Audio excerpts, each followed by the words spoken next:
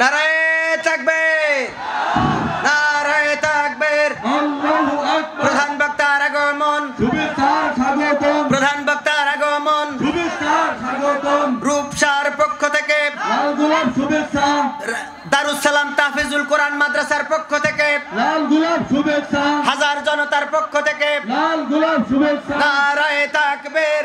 আল্লাহু আকবার। আল কোরআনের আলো, ধরে ধরে তালো, আল হাদিসের আলো। ধরে তালো। প্রধান বক্তার আগমন, সালাম স্বাগতম। হাসিব ভাইয়ের আগমন। আসসালাম স্বাগতম। প্রধান বক্তার আগমন, আসসালাম স্বাগতম। হাসিব ভাইয়ের আগমন। আসসালাম স্বাগতম। প্রিয় তাওহীদি জনতা, আমাদের সবাই জানতে হবে জানার প্রয়োজন। ইউরিদুনাল্লাহ লিইউতিমু নূরাল্লাহি বিআফওয়াহিহিম আল্লাহু মুতিম্মু নূরিহি ওয়ালাউ কারিহাল কাফিরুন। আসসালামু আলাইকুম ওয়া রাহমাতুল্লাহি ওয়া বারাকাতুহু।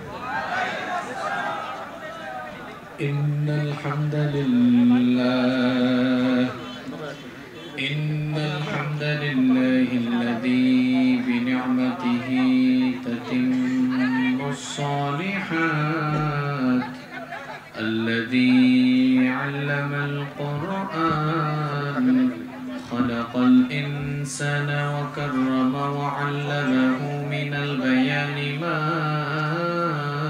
লাম يعلم فسبحان الذي لا يحصى امتنانه باللسان ولا بالقلم نستغفره ونتوب إليه ونشهد أن لا إله إلا الله وحده لا شريك له ونشهد أن سيدنا وسندنا وحبيبنا وطبيبنا وطبيب أرواحنا محمدا عبد الله ورسوله أرسله بالحق بشيرا ونذيرا وداعيا إلى الله بإذنه وسراجا وقمرا منيرا أما بعد فقد قال الله تعالى في كلامه المجيد وفي فرقانه الحميد أعوذ بالله من الشيطان الرجيم بسم الله الرحمن الرحيم إن الله وملائكته يصلون على النبي يا أيها الذين آمنوا صلوا عليه وسلموا تسليما اللهم صل على محمد وعلى آل محمد كما صليت على إبراهيم وعلى آل إبراهيم إنك حميد مجيد اللهم بارك على محمد وعلى آل محمد كما باركت على إبراهيم وعلى آل إبراهيم إنك حميد مجيد ربي زدني علما ربي زدني علما رب اشرح لي صدري ويسر لي أمري واحلل عقدة من لساني يفقهوا قولي سبحانك لا علم لنا إلا ما علمتنا إنك أنت العليم الحكيم صدق الله العظيم হায় রে জীবন মৃত্যুই শেষ ঠিকানা পৃথিবীর সব রেশ মুছে দেবে তখন আর কে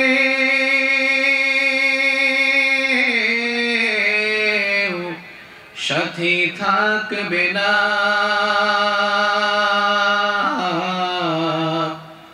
সাথী থাকবে না আমার যখন ফোরাবে দিন আসবে গহীন রাতি থেকো প্রভু এ জীবনে হয় চির সাথী আসবে গহীন রাতি জীবন নদীর দোকল জুড়ে আসলে অমানিসা থাকবে না আর দু চোখ জুড়ে একটু আলো দিশা জীবন নদীর দোকল জুড়ে আসলে অমানিসা থাকবে না আর দু চোখ জুড়ে একটু আলো দিশা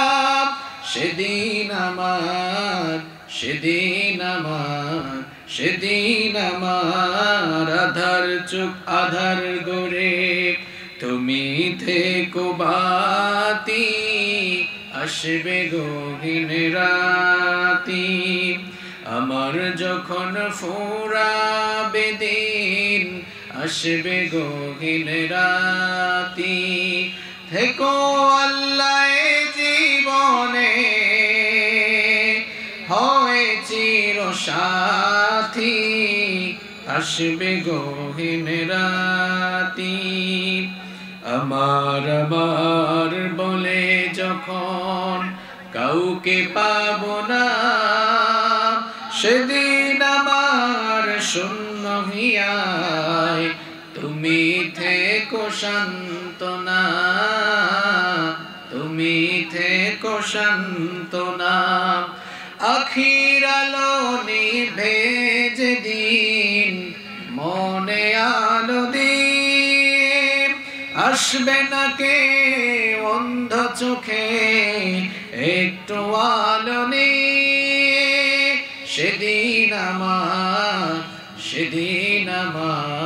সেদিন আমার অন্ধ চোখে তুমি আলো জ্যোতি আসবে গহীন রাতি আমার যখন ফোরাবে দিন আসবে গহীন রাতি থেকো প্রভু এ জীবনে হয় চির সাথী আসবে গহীন রাতি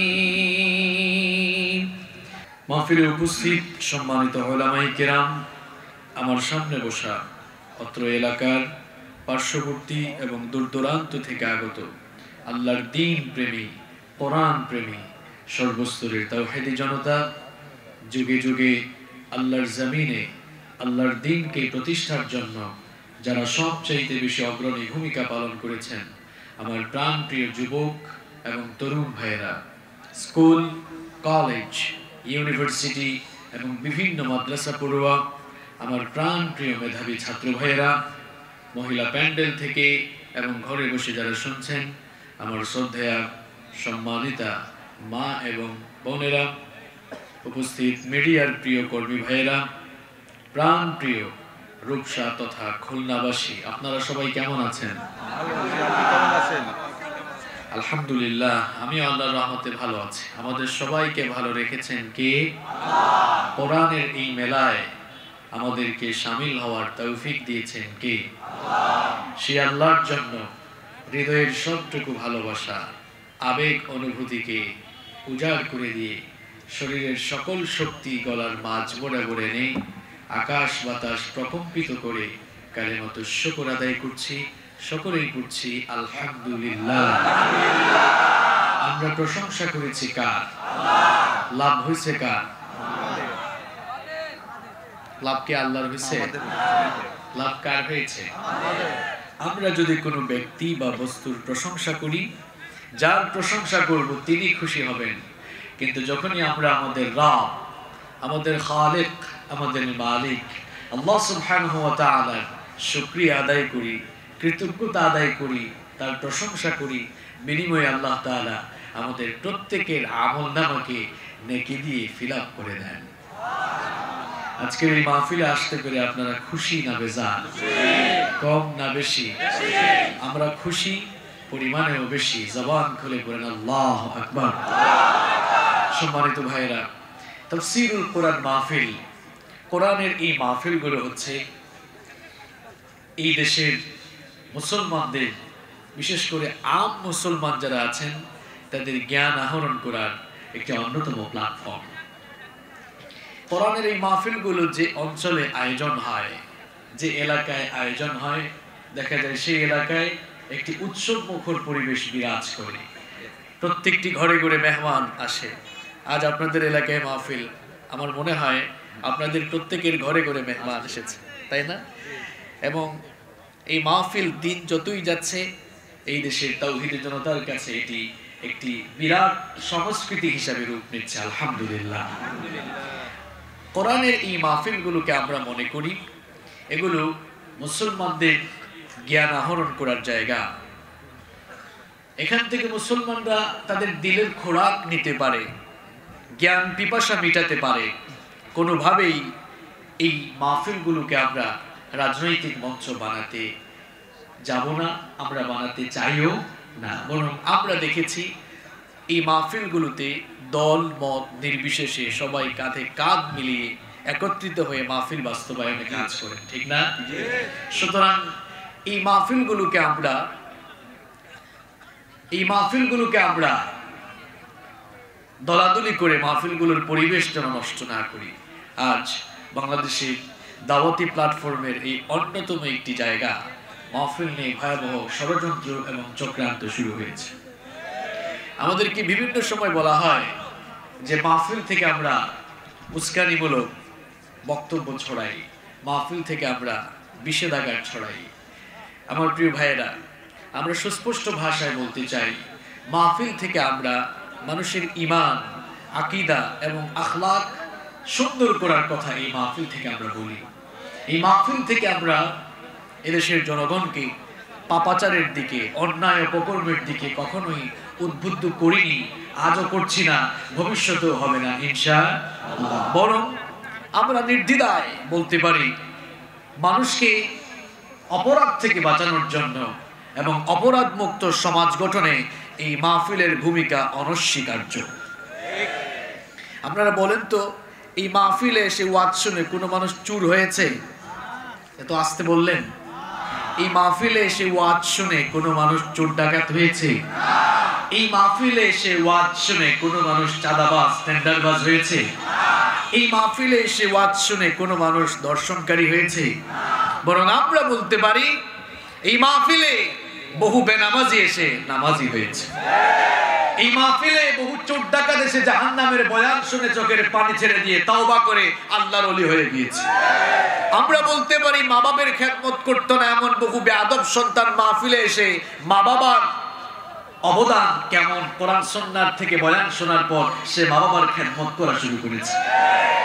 অনেক চোর ডাকাত মাহফিলে এসে আখিরাতের বয়ান শুনতে শুনতে চুরি ডাকাতি ছেড়ে দিয়েছে। এই কথাগুলো কেন বলছি? আমাদের মাহফিলগুলোতে গোয়েন্দা সংস্থার অনেক ভাইয়েরা আসেন। আজকের এই প্রোগ্রামে তারা যদি এসে থাকেন, আমরা বলতে চাই আল্লাহর ওয়াস্তে আমাদের এই মেসেজ সরকারের উপর মহলে পৌঁছান। আমাদের সরকার চান আমাদের এই সোনার বাংলাদেশকে অপরাধ মুক্ত করতে, মাদক থেকে, জঙ্গিবাদ থেকে সমাজকে মুক্ত করতে সরকার সব সময় চান, প্রশাসনও চান। আমার ভাইয়েরা, আমরা তো সরকারের দুশমন নই, বরং আমরা প্রশাসন এবং সরকারকে কিভাবে সহযোগিতা করছি একটু মাথা খাটিয়ে চিন্তা করুন। আমরা আমাদের প্রত্যেকটি বক্তব্যে মানুষকে অপরাধ থেকে দূরে থাকার কথা বলি। সুতরাং অপরাধ মুক্ত সমাজ গঠনে এই মাহফিলগুলোর অবদান অনস্বীকার্য, এই মাহফিলের কোনো বিকল্প নেই। এই জন্য রাজনৈতিক নেতৃবৃন্দ থেকে নিয়ে প্রশাসনের ভাইদেরকে আমরা বলবো, মাহফিল বাস্তবায়নে আপনারা আপনাদের আন্তরিকতার হাত, আপনারা আপনাদের আন্তরিকতার জায়গা আরো বাড়িয়ে দেন, দেখবেন সমাজ থেকে অপরাধ প্রবণতা আরো কমে যাবে ইনশাআল্লাহ। সম্মানিত ভাইয়েরা, আল্লাহর কিতাবই কোরআন এর কাছে আপনি আসেন। আল্লাহর কিতাব কোরআন এর কাছে আসলে মানুষের মর্যাদা বাড়ে নাকি কমে? কথা বলেন, বাড়ে নাকি কমে? আপনি কোরআন থেকে নিজেকে মাইনাস করবেন না, আপনি কোরআন থেকে দূরে সরে যাবেন না। আপনি যদি কোরআন থেকে দূরে সরে যান তাহলে আপনি আল্লাহর রহমত থেকে দূরে সরে যাবেন। আল্লাহ যদি কাউকে ছেড়ে দেন, আল্লাহ যদি কারো সঙ্গ ছেড়ে দেন, তাহলে ওই লোকটার সঙ্গে হয়ে যায় কে? কে হয়ে যায়? শয়তান। এজন্য আমি আপনাকে বলবো প্রিয় ভাই, আউলিয়া উস শয়তান না হয়ে আউলিয়া উর রহমান হয়ে যান। শয়তানের বন্ধু না হয়ে আল্লাহর বন্ধু হয়ে যান। আপনার ইজ্জত, সম্মান এবং রিজিক দুনিয়া আখিরাতের সফলতা দান করবেন কে? আল্লাহর কিতাব কোরআনের কাছে আসেন, কোরআন থেকে দূরে যাইয়েন না। কোরআনের মাহফিল হলে আপনি আপনার আন্তরিকতার জায়গা বাড়িয়ে দেন, দল মত নির্বিশেষে মাহফিলে চলে আসেন। আর এই মাহফিলগুলো তো সাম্প্রদায়িক নয়, এটি সার্বজনীন। কারণ মাহফিলে কোরআন থেকে আমরা কথা বলি। বলেন আল্লাহর কিতাব কোরআন, এটি কি কোনো সাম্প্রদায়িক কিতাব? আল্লাহ তাআলা বলেছেন হুদাল লিন্নাস, এটি সকল মানুষের হেদায়েতের জন্য নাজিল হওয়া কিতাব। সুবহানাল্লাহ। এজন্য সকল ধর্মের মানুষরা এই কোরআনের কথা শোনার অধিকার রাখে। আমি কিছুদিন আগে এই যশোরের মনিরামপুরে এসেছিলাম। মনিরামপুর চিনেন না আপনারা? মাহফিলে গিয়ে দেখি মুসলমানদের চাইতে হিন্দু ভাই বোনদের উপস্থিতি বেশি। আমি দেখে খুব খুশি হয়েছি এবং তারা শেষ পর্যন্ত আলোচনা শুনেছেন, আমার খুব ভালো লেগেছে। আমি তাদেরকে বলেছি, এই মাহফিলে আপনারা এসেছেন, আমরা অনেক খুশি হয়েছি। কারণ কোরআন এটি আমাদের কিতাব নয়, এটি আপনাদেরও কিতাব। কারণ আল্লাহ তাআলা বলেছেন হুদাল লিন্নাস, যারা মানুষ, এই মানুষের হেদায়েতের জন্য এই কিতাব নাজিল করেছেন কে? সুতরাং এই কিতাব শোনা থেকে আপনারা কেন বঞ্চিত হবেন? Most welcome. আমাদের প্রোগ্রামগুলোতে আসলে প্রয়োজনে আমাদের মুসলমান ভাইরা বসার জায়গা ছেড়ে দিয়ে তারা দাঁড়িয়ে থেকে আপনাদেরকে বসার সুযোগ করে দিবে। আমরা সাম্প্রদায়িক সম্প্রীতি, সোনার সমাজ এবং সোনার বাংলাদেশ দেখতে চাই, ঠিক কি না? কারণ ইসলাম কখনো অন্য ধর্মকে ছোট করার কথা বলে না। ইসলাম কখনো মানুষকে জঙ্গিবাদের দিকে আহ্বান করে না, বরং ইসলাম সন্ত্রাস মুক্ত, জঙ্গিবাদ মুক্ত সমাজ গঠনের ব্যাপারে মানুষকে উদ্বুদ্ধ করেছে। সম্মানিত ভাইয়েরা, এজন্য আল্লাহর কিতাব এই কোরআনের কাছে আসুন। কোরআনের কাছে আসলেই মর্যাদা বাড়ে নাকি কমে? সবাই বলেন, বাড়ে নাকি কমে? আল্লাহর কিতাব এই কোরআন, এই কিতাবের কাছে যারাই আসে তাদের মর্যাদা বেড়ে যায়। খুব চিন্তা ভাবনা করে জবাব দেন, যেই ফেরেশতা এই কোরআন নিয়ে আগমন করেছেন, যেই ফেরেশতা এই কোরআন নিয়ে এসেছেন, আল্লাহর সকল ফেরেশতাদের চাইতে ওই ফেরেশতার দাম কম না বেশি? আরো আসতে বলেন। যেই ভাষায় কোরআন নাজিল হয়েছে, পৃথিবীর সকল ভাষার উপরে ওই ভাষার শ্রেষ্ঠত্ব কম না বেশি? যার উপরে এই কোরআন নাজিল হয়েছে, পৃথিবীর সকল মানুষের চাইতে ওই লোকটার মর্যাদা সব চাইতে কম না বেশি? আমার ভাইরা খুব ভালো করে শুনে, আল্লাহর কিতাবে কোরআনের সঙ্গে যার রিলেশন হয়ে যায় তার মর্যাদা কিভাবে বেড়ে যায় দেখেন।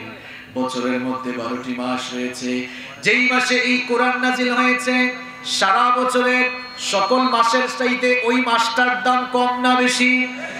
আবার দেখেন, যে রাতে কোরআন নাজিল হয়েছে সারা বছরের সকল রাতের চাইতে ওই রাতটার শ্রেষ্ঠত্ব আর মর্যাদা কম না বেশি?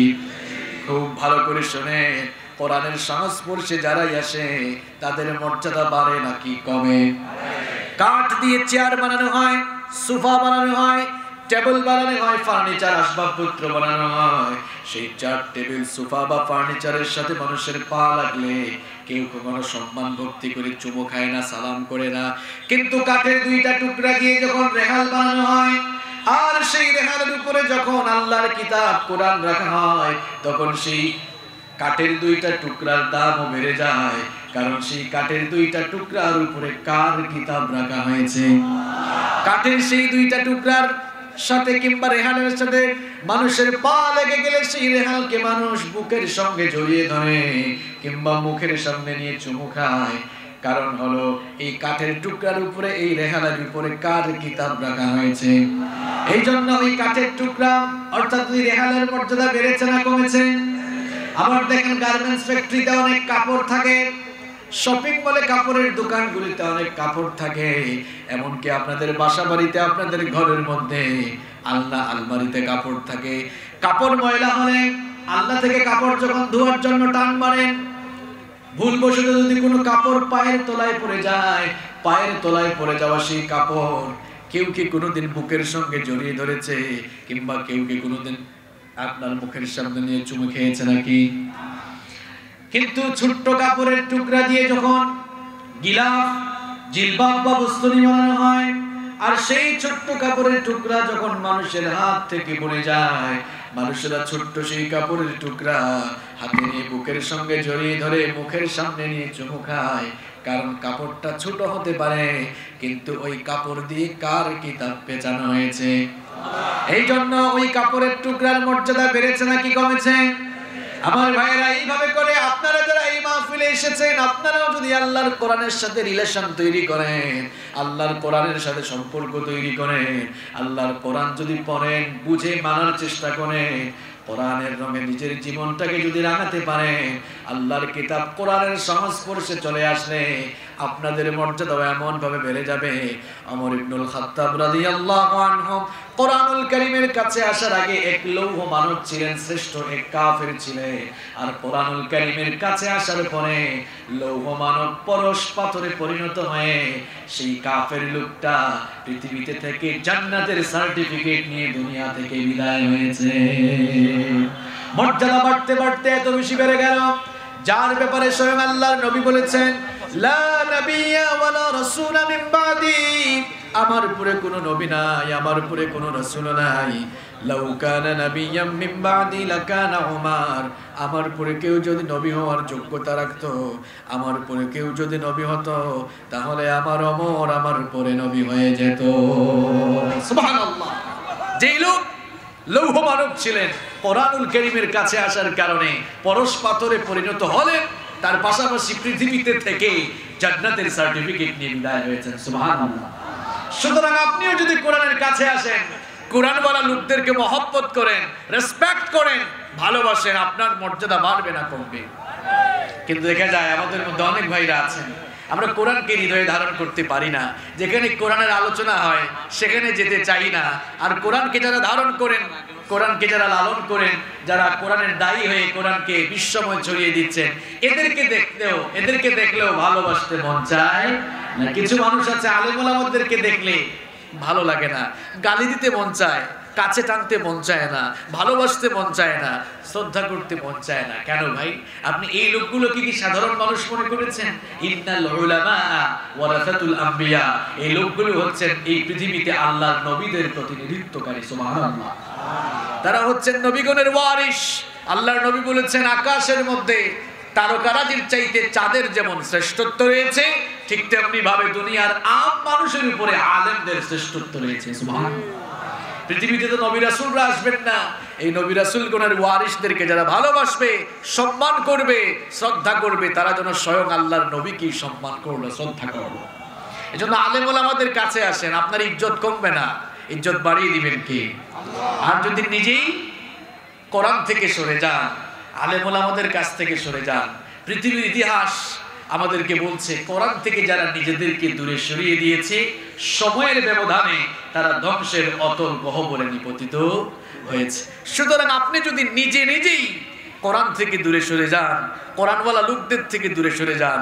হয়তো আজ আপনার অবস্থা ভালো, কিন্তু দেখবেন সময়ের ব্যবধানে আপনার পরিণতিও আবু জেহেলের চাইতে কম হবে না।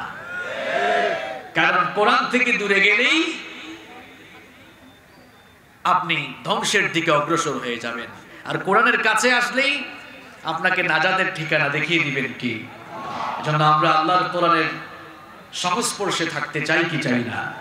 আল্লাহ আমাদেরকে কবুল করে নেন। সম্মানিত ভাইয়েরা, রাত অনেক হয়ে গিয়েছে, এই জন্য আমরা অপ্রাসঙ্গিক কথাবার্তা না বলে সরাসরি আলোচনায় প্রবেশ করতে চাই। যতক্ষণ আমরা কথা বলবো একেবারে শেষ পর্যন্ত প্রত্যেকটি কথা ফুললি কনসেন্ট্রেট হয়ে আমরা যেন শ্রবণ করতে পারি, আর প্রত্যেকটি কথা আমরা যেন আমাদের প্র্যাকটিক্যাল লাইফে আমল করা মন মগজ মানসিকতা নিয়ে শুনতে পারি। আল্লাহ তাআলা আমাদের সকলকে সেই তৌফিক দান করেন, আমরা বলি আমিন।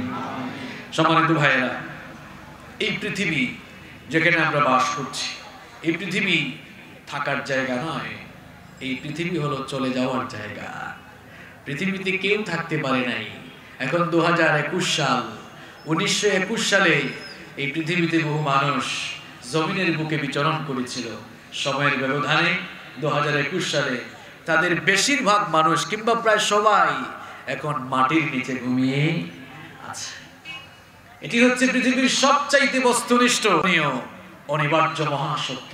আপনি পৃথিবীতে থাকবেন না, কারণ পৃথিবী থাকার জায়গা নয়, পৃথিবী হলো চলে যাওয়ার জায়গা। এই পৃথিবী নামক চলে যাওয়ার জায়গায় এসে আমরা অনেকে এটিকে থাকার জায়গা মনে করে আমরা দুনিয়ার লোভ লালসা, দুনিয়ার মুখে পড়ে আমরা নিজেদেরকে ধ্বংসের দিকে অগ্রসর করছি। শয়তান আমাদেরকে ধোঁকায় ফেলে রেখেছে, আমাদেরকে আমাদের ডেস্টিনেশনের ব্যাপারে উদাসীন করে ফেলেছে। আমরা মনে করছি এখানে আমরা থাকবো, অথচ এখানে আসার আগেও আরো দুটি জগতে আমরা স্টেপ বাই স্টেপ অতিক্রম করে এখানে এসেছি। এখানেও থাকবো না, এখান থেকে আরো দুটি স্টেপে আমাদেরকে যাওয়া লাগবে। 2 আর 2 কত হয়? আর মাঝখানে আরো 1 যেখানে আছে কত হয়? আমরা সবাই নাম্বার 1 আলমে আরওয়াহ, রূহের জগতে ছিলাম, সেখানে থাকি নাই। দেখেন আমাদের অবস্থাটাই হলো এমন, আমরা এক জায়গায় থাকতে পারি না। আলমে আরওয়াহ, রূহের জগতে ছিলাম, ইন্তেকাল করে আমরা আলমে আরহাম, মায়ের পেটের জগতে চলে গেলাম। ইন্তেকাল আরবি শব্দ, এর বাংলা অর্থ হলো স্থানান্তর হওয়া, এক জায়গা থেকে আরেক জায়গায় চলে যাওয়া। তো রূহের জগৎ থেকে ইন্তেকাল করে আমরা মায়ের রেহেমের জগতে আসলাম, সেখানেও বেশি দিন থাকলাম না। ইন্তেকাল করে আমরা এই দুনিয়ার জগতে চলে আসলাম, এখানেও বেশি দিন থাকবো না। ইন্তেকাল করে আলমে বারজাখ, বারজাখি জীবন, কবরের জীবনে চলে যাব। সেখানে কতদিন থাকবো? ইলা ইয়াউমি ইউবাসুন, day of resurrection, day of judgement, পুনরুত্থান দিবস পর্যন্ত, বিচার দিবস পর্যন্ত সেখানে থাকতে পারবো। এরপরে ইসরাফিলের সিংহার ফুৎকার হয়ে গেলে, সিংহায় ফুৎকার দিয়ে দিলে কিয়ামতের ঘটনা শুরু হয়ে যাওয়ার পর সকলে আবার কবর থেকে ইন্তেকাল করে হাসরের ময়দানে গিয়ে একত্রিত হব। এই যে আমরা আমাদের পরিণতির কথা অনেকে ভুলে গিয়েছি। কোথায় ছিলাম, কিভাবে আসলাম, কেন আসলাম, কোথায় যাব, এটি ভুলে গিয়েছি।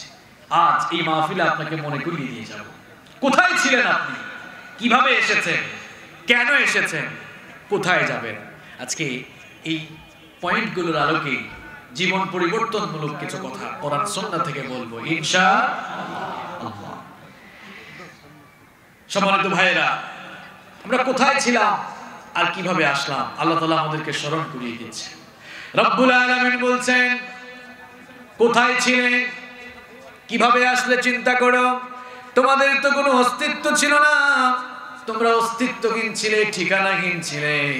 সেই ঠিকানাহীন অবস্থা থেকে, অস্তিত্বহীনতা থেকে কিভাবে তোমাদের পয়দা হলো, কি করে তোমরা আসলে, শোনো। কোরআনে কারীমের ৭৬ নম্বর সূরা, সূরাতুদ দাহারের প্রথম আয়াতে রব্বুল আলামিন বললেন, হাল আতা আলাল ইনসানি হিনুম মিনাদ দাহরি লাম ইয়াকুন শাইআম মাযকুরা। রব্বুল আলামিন বলছেন, মানুষের জীবনে কি এমন একটি সময় ছিল না যখন সে উল্লেখযোগ্য বিষয় বা বস্তু হিসাবে পরিগণিত ছিল না, তার কোনো নাম ছিল না, ঠিকানা ছিল না, ঘর ছিল না, বাড়ি ছিল না, অস্তিত্ব ছিল না, কিছুই ছিল না। আল্লাহ পাক বলছেন বান্দারে কি করে তোমার পয়দা হলো আর কিভাবে তোমার সৃষ্টি হলো তুমি জেনে নাও। কোরআনে কারীমের 23 নম্বর সূরা সূরাতুল মুমিনুনের 12 নম্বর আয়াত থেকে রব্বুল আলামিন বলছেন ওয়ালাকাদ খালাকনাল ইনসানা মিন সুলালাতিন মিন তিন সুম্মা জাআলনাহু নুতফাতান ফি قرارٍ مكين ثم خلقنا النطفة علقة فخلقنا العلقة مضغة فخلقنا المضغة عظاما فكسونا العظام لحما আল্লাহ তাআলা বলছেন আমি তোমাদেরকে মাটির নির্যাস থেকে সৃষ্টি করেছি পুরুষের স্পাম আর মহিলাদের অভাব এই দুটোকে একত্রিত করে এক ফোঁটা নাপাক পানি তোমার মায়ের গর্ভের ভেতরে সুরক্ষিত জায়গায় আমি রেখে দিলাম। রব্বুল আলামিন বলছেন বান্দারে চিন্তা করো কিভাবে তোমার পয়দা হলো। এক ফোঁটা নাপাক পানি থেকে তোমার পয়দা হয়েছে। এমন নাপাক পানি যেই নাপাক পানি বের হয়ে গেলে মানুষের উপরে গোসল ফরজ হয়ে যায়, সেই রকম এক ফোঁটা নাপাক পানি থেকে তোমার পয়দা হয়েছে। নাপাক পানি থেকে যেই মানুষের পয়দা হয়েছে, দুনিয়াতে আসার পর সামান্য পড়াশোনা করে সামান্য টাকা পয়সার মালিক হয়ে সামান্য ক্ষমতার আধিপত্য পেয়ে এমন অহংকারী হয়ে যায়, এমন দাম্ভিকতাপূর্ণ আচরণ করে যেন মাটিতে তার পা পড়ে না, এমন মানুষ আছে না নাই? কিসের এত অহংকার আর বড়াই করেন? এক ফোঁটা নাপাক পানি থেকে আপনার পয়দা হয়েছে, ওই নাপাক পানি ফোঁটাকে রব্বুল আলামিন সুরক্ষিত জায়গায় রেখে দিলেন। তারপরে সেই নাপাক পানি ফোঁটাকে জমাট বাঁধা রক্তে পরিণত করলেন। এরপরে সেই জমাট বাঁধা রক্তকে মাংসপিণ্ড বানালেন। তারপরে সেই মাংসপিণ্ডকে বড় একটি হাড্ডিতে রূপান্তর করলেন। এরপরে সেই হাড্ডির উপরে গোশতের পোশাক পরিয়ে দিলেন। এরপরে আবার স্ট্রাকচার দেওয়া শুরু করলেন। আমাদের কোনো হাত ছিল না, পা ছিল না, চক্ষু ছিল না, নাক ছিল না, মুখ ছিল না, কান ছিল না, কিছুই ছিল না। রব্বুল আলামিন এবার গর্ভের ভেতরে আমাদের হাত, পা, নাক, কান, মুখ সুন্দর একটি ফেস কাটিং, সুন্দর একটি স্ট্রাকচারে দিয়ে রব্বুল আলামিন মায়ের পেটের ভেতরে সুন্দর করে বানালেন। সুবহানাল্লাহ। এরপরে সেখানে একটি নির্দিষ্ট সময় পর্যন্ত আল্লাহ তাআলা রেখে দিলেন। তারপর কি হলো? সুম্মা নুখরিজুকুম তিফলা। এরপরে বাচ্চার সাইজে একটি বাচ্চার আকারে মায়ের পেটের ভেতর থেকে বের করে এই দুনিয়ার আলো বাতাস আমাদেরকে দেখিয়েছেন কে? আল্লাহ। পৃথিবীতে আমরা চলে আসলাম।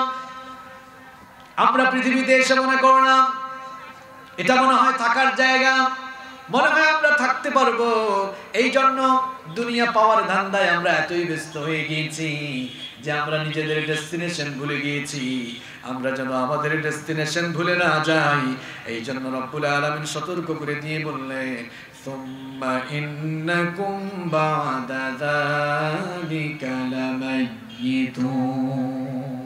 গাফেল হয়ে যাও না, অসতর্ক হয়ে যাও না, অতঃপর মৃত্যুর স্বাদ আস্বাদন করে তোমাকে এই দুনিয়া ছেড়েও চলে যাওয়া লাগবে। আমার ভাইয়েরা, কোথায় ছিলেন আর কিভাবে আসবেন বললাম। যেখানে এসেছেন এখানে আপনি থাকতে পারবেন না। আমার আজকে আলোচনা করতে বারবার কনসেন্ট্রেশন খুব ব্রেক হচ্ছে। এরকম পরিস্থিতিতে মনে হয় আমি প্রথম পড়েছি।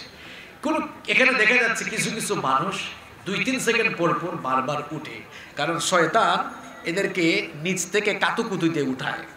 কারণ শয়তান কোনোদিনও চায় না আপনি কোরআন শুনেন, কারণ কোরআন শুনলেই শয়তানের অনেক লাভ না অনেক লস। তো শয়তান কি মনে করেছেন আপনার চেয়ে কম্পাক্ট না? শয়তান আপনার চেয়ে বয়সেও বড়, বুদ্ধিতেও কি বলেন, শয়তানের বয়স আমাদের চেয়ে কম না বেশি, বুদ্ধি কম না বেশি? তো শয়তান আপনার আমার চেয়ে বড় পাক না। সে কোনোদিনও চায় না আপনি কোরআন শুনেন আর সতর্ক হয়ে যান, হেদায়েত পেয়ে যান। এটা শয়তান কখনো চায়? এজন্য শয়তান আপনাকে কোরআন থেকে দূরে রাখতে চায়। এখন যে কায়দাই হোক, ওই কায়দায় আপনাকে দূরে রাখতে পারলেই সে সাকসেসফুল। তবে আমার এই ধরনের শ্রোতার প্রয়োজন নেই যারা কিছুক্ষণ পর পর উঠে। আমি 1 মিনিট সময় দিলাম, যারা আমি 11টা বাজে তো 11:45 মোনাজাত ধরবো। এই 11:45 আগে যারা উঠবেন 1 মিনিট সময় দিলাম, আল্লাহর ওয়াস্তে চলে যান।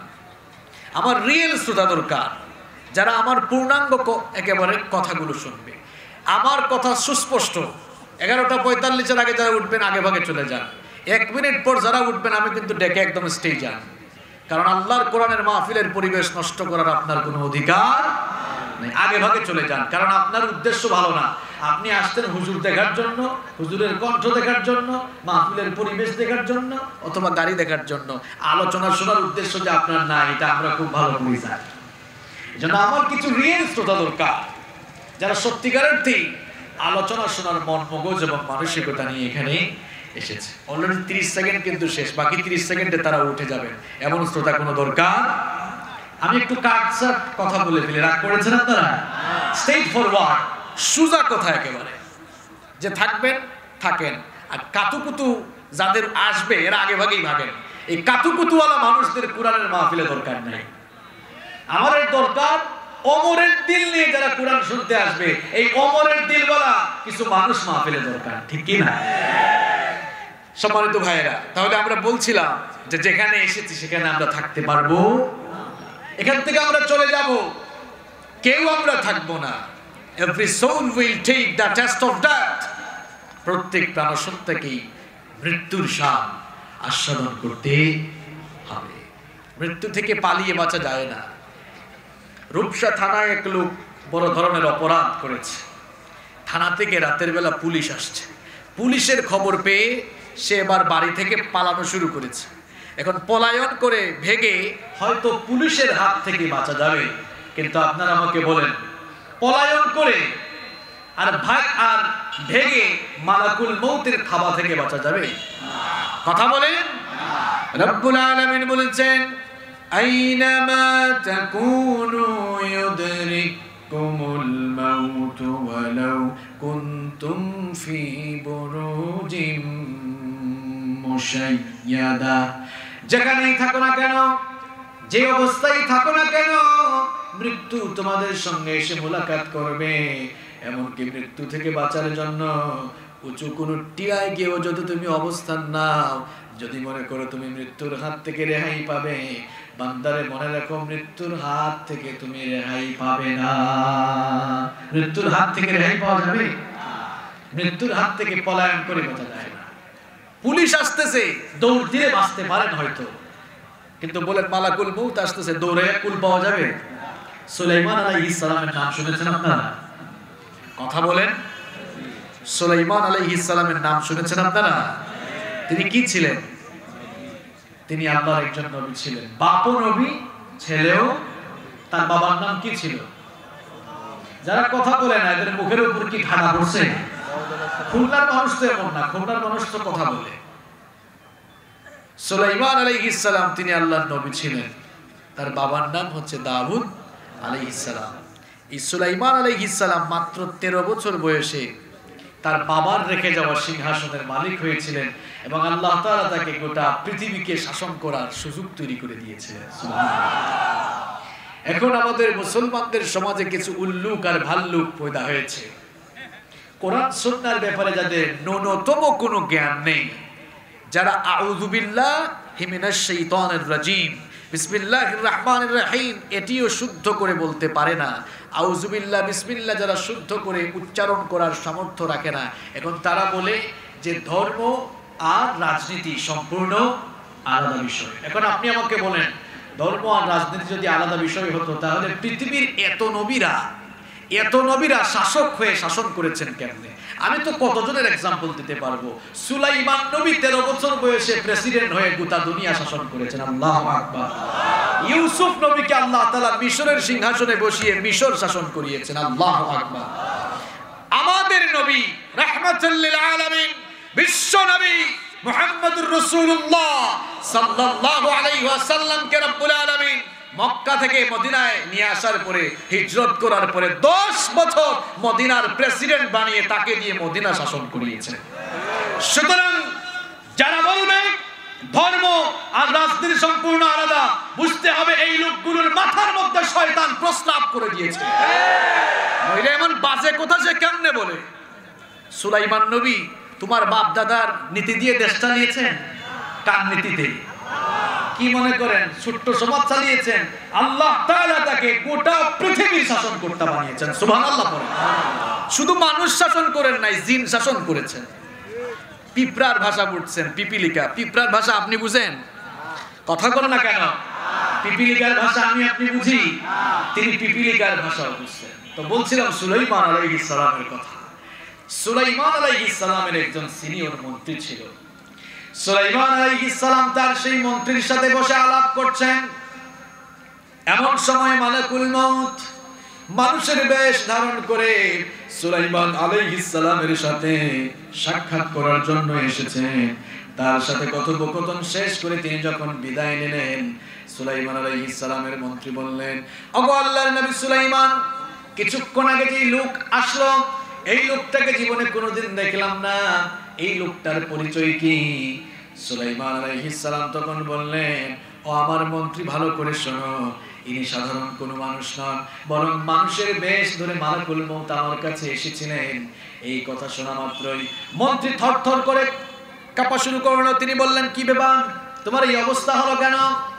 মন্ত্রী তখন বলল, ওগো আল্লাহর নবী সুলাইমান, এই লোকটা যখন এখানে এসেছিল আমার দিকে, সে কয়েকবার ভয়ঙ্কর ভাবে তাকিয়েছিল।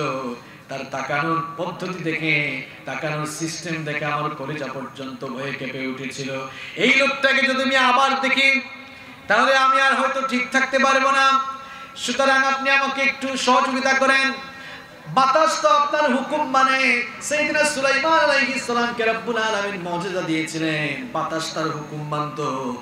তার মন্ত্রী বলেছিলেন, বাতাস যেহেতু আপনার হুকুম মানে, বাতাসকে অর্ডার করেন, বাতাস যেন আমাকে এখান থেকে স্থানান্তরিত করে হিন্দুস্তানের কোন দূরবর্তী জায়গায় রেখে আসে। পরের দিন মালাকুল মউত সুলাইমান আলাইহিস সালামের সাথে পুনরায় যখন সাক্ষাৎ করতে এসেছিলেন, সুলাইমান আলাইহিস সালাম প্রশ্ন করলেন, ওগো মালাকুল মউত, গতকাল তুমি যখন এসেছিলে আমার মন্ত্রীর দিকে কিভাবে তাকিয়েছিলে? বেচারা বড় ভয় পেয়েছিল। তখন মালাকুল মউত বলেছিলেন, ওগো আল্লাহর নবী সুলাইমান, আমি আপনার কাছে আসার পর ওই লোকটাকে আপনার পাশে দেখে অবাক হয়ে গিয়েছিলাম, কারণ আপনার সঙ্গে দেখা করার পরে আমার পরবর্তী শিডিউল ছিল এই লোকটার রূহ যেন আমি হিন্দুস্তান থেকে কবজ করি। লোকটাকে আপনার পাশে দেখে আমি নিজেই অবাক হয়ে গেলাম, কারণ আপনার কাছ থেকে যাওয়ার পর পরবর্তী শিডিউল অনুযায়ী যাকে গিয়ে হিন্দুস্তান পাওয়ার কথা, এই লোকটা এখন আপনার কাছে থাকলে আমি তাকে গিয়ে ওখানে কিভাবে পাবো? কিন্তু আমি অবাক হয়ে গেলাম, শিডিউল মোতাবেক নির্ধারিত টাইমে যখন তার মৃত্যুর জায়গায় গেলাম, সেখানে গিয়ে তাকে পেয়ে আমি আবার পুনরায় অবাক হয়ে গেলাম। সুলাইমান আলাইহিস সালাম তখন বললেন, আহারে আমার মন্ত্রী বেচারা, মৃত্যু থেকে বাঁচার জন্য বাতাসের মাধ্যমে হিন্দুস্তান পর্যন্ত গিয়েও তো কোনো লাভ হলো না, মৃত্যু থেকে পলায়ন করে মৃত্যুর হাত থেকে বাঁচা গেল না। আপনি পুলিশের হাত থেকে পালায় বাঁচতে পারবেন, কিন্তু মালাকুল মউত যেদিন আপনার কাছে আসবেন, আপনি দৌড়াইয়েও কুল পাবেন না। যে পৃথিবীতে আপনি থাকার জন্য এই দুনিয়ার ধান্দায় করে রাতকে দিন করছেন, দিনকে রাত করছেন, অন্যায় অপকর্মে জড়িত হয়েছেন, আল্লাহর কসম আপনি এখানে থাকতে পারবেন না। দেখেন না, সুলাইমান আলাইহিস সালামের মন্ত্রী পলায়ন করেও থাকতে পারে না। এই ঘটনা শোনাই আপনাদেরকে মজা দিয়েছি নাকি লেসন নেওয়ার জন্য বলেছি? লেসন দিতে হবে। আমার ভাইরা, মৃত্যু থেকে যদি কেউ রেহাই পেতেন তাহলে আল্লাহর নবীরা পেতেন, তারাও পর্যন্ত রেহাই পান নাই। No one can escape from death. No one can escape from death. এই মৃত্যু থেকে, মৃত্যুর থাবা থেকে কেউ পালিয়ে বাঁচতে পারবে না। আমাদের সকলের বাবা, পৃথিবীর সমস্ত মানুষের বাবার নাম হচ্ছে সাইয়েদিনা আদম আলাইহিস সালাম। তিনি আমাদের সকলের বাবা, ঠিক না? আদম আলাইহিস সালামকে আল্লাহ তাআলা তার নিজের হাতে বানালেন। আদম আলাইহিস সালামকে আল্লাহ তাআলা নিজের হাতে বানানোর পর আদম আলাইহিস সালামকে বললেন, আদম, আমি তোমাকে নিয়ে একটি রূহ সভা করতে চাই। শুনতেছেন আপনারা? খুব চমৎকার একটি ঘটনা, খুব খেয়াল করে শুনেন। আদম আলাইহিস সালামকে আল্লাহ তাআলা সৃষ্টি করার পর বললেন, আদম, আমি তোমাকে নিয়ে একটি রূহ সভা করতে চাই। কি সভা? জনসভা হয় না, ভিক্ষুর সমাবেশ হয় না? আল্লাহ তাআলা বললেন, তোমাকে নিয়ে আমি এখন একটি রূহ সভা করতে চাই, যেখানে সব রূহ একত্রিত হবে। তিনি বললেন, আল্লাহ, রূহ সভা এটা আবার কি? আল্লাহ তাআলা বললেন, রূহ সভা হলো কিয়ামত পর্যন্ত তোমার যত সন্তানাদি পৃথিবীতে আসবে সেই অনাগত সকল সন্তানদের রূহ আমি তোমার সামনে হাজির করে একটি রূহ সমাবেশ করব। সুবহানাল্লাহ।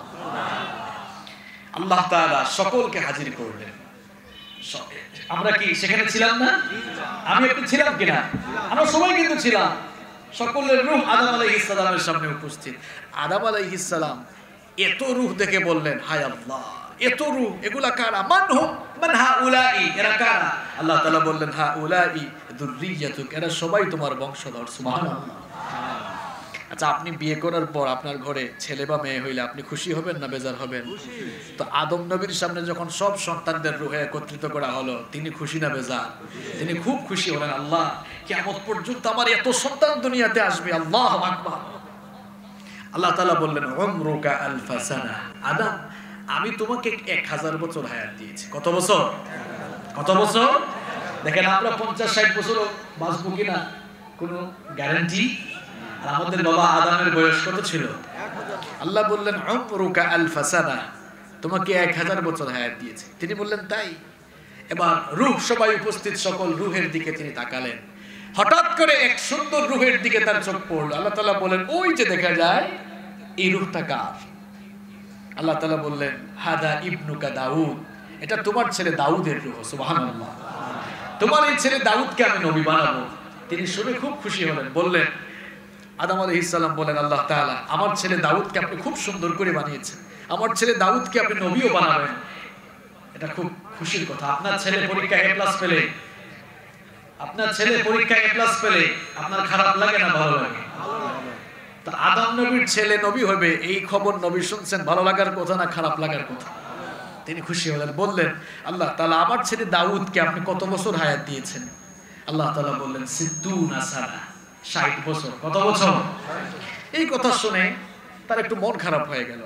আচ্ছা বলেন তো, আপনার ছেলের কোনো বিপদ আসলে বা আপনার ছেলের রেজাল্ট খারাপ হলে আপনার ভালো লাগবে? আদম আলাইহিস সালাম মন খারাপ করলেন। আল্লাহ তাআলা বললেন, কি ব্যাপার আদম, কি হলো? তিনি বলেন, আল্লাহ আপনি আমাকে 1000 বছর হায়াত দিলেন আর আমার ছেলে দাউদকে মাত্র 60 বছর দিলেন। আল্লাহ তাআলা বললেন, তুমি কি চাও? তিনি বলেন, আমার ছেলের জন্য আপনার কাছে একটা আবদার আছে। অনেক সময় বাপ ছেলের পক্ষ হয়ে আবদার করে না? আল্লাহ তাআলা বললেন, কি চাও? তিনি বললেন, আপনি তো আমাকে 1000 বছর হায়াত দিয়েছেন, আমার এই 1000 বছর হায়াত থেকে 40 বছর হায়াত কেটে ফেলেন আর আমার ছেলে দাউদকে আরো 40 বছর দেন, তাহলে আমার ছেলে দাউদের বয়স কত হয়ে যাবে? 60 আর 40। আল্লাহ তাআলা মেনে নিলেন, বললেন ঠিক আছে।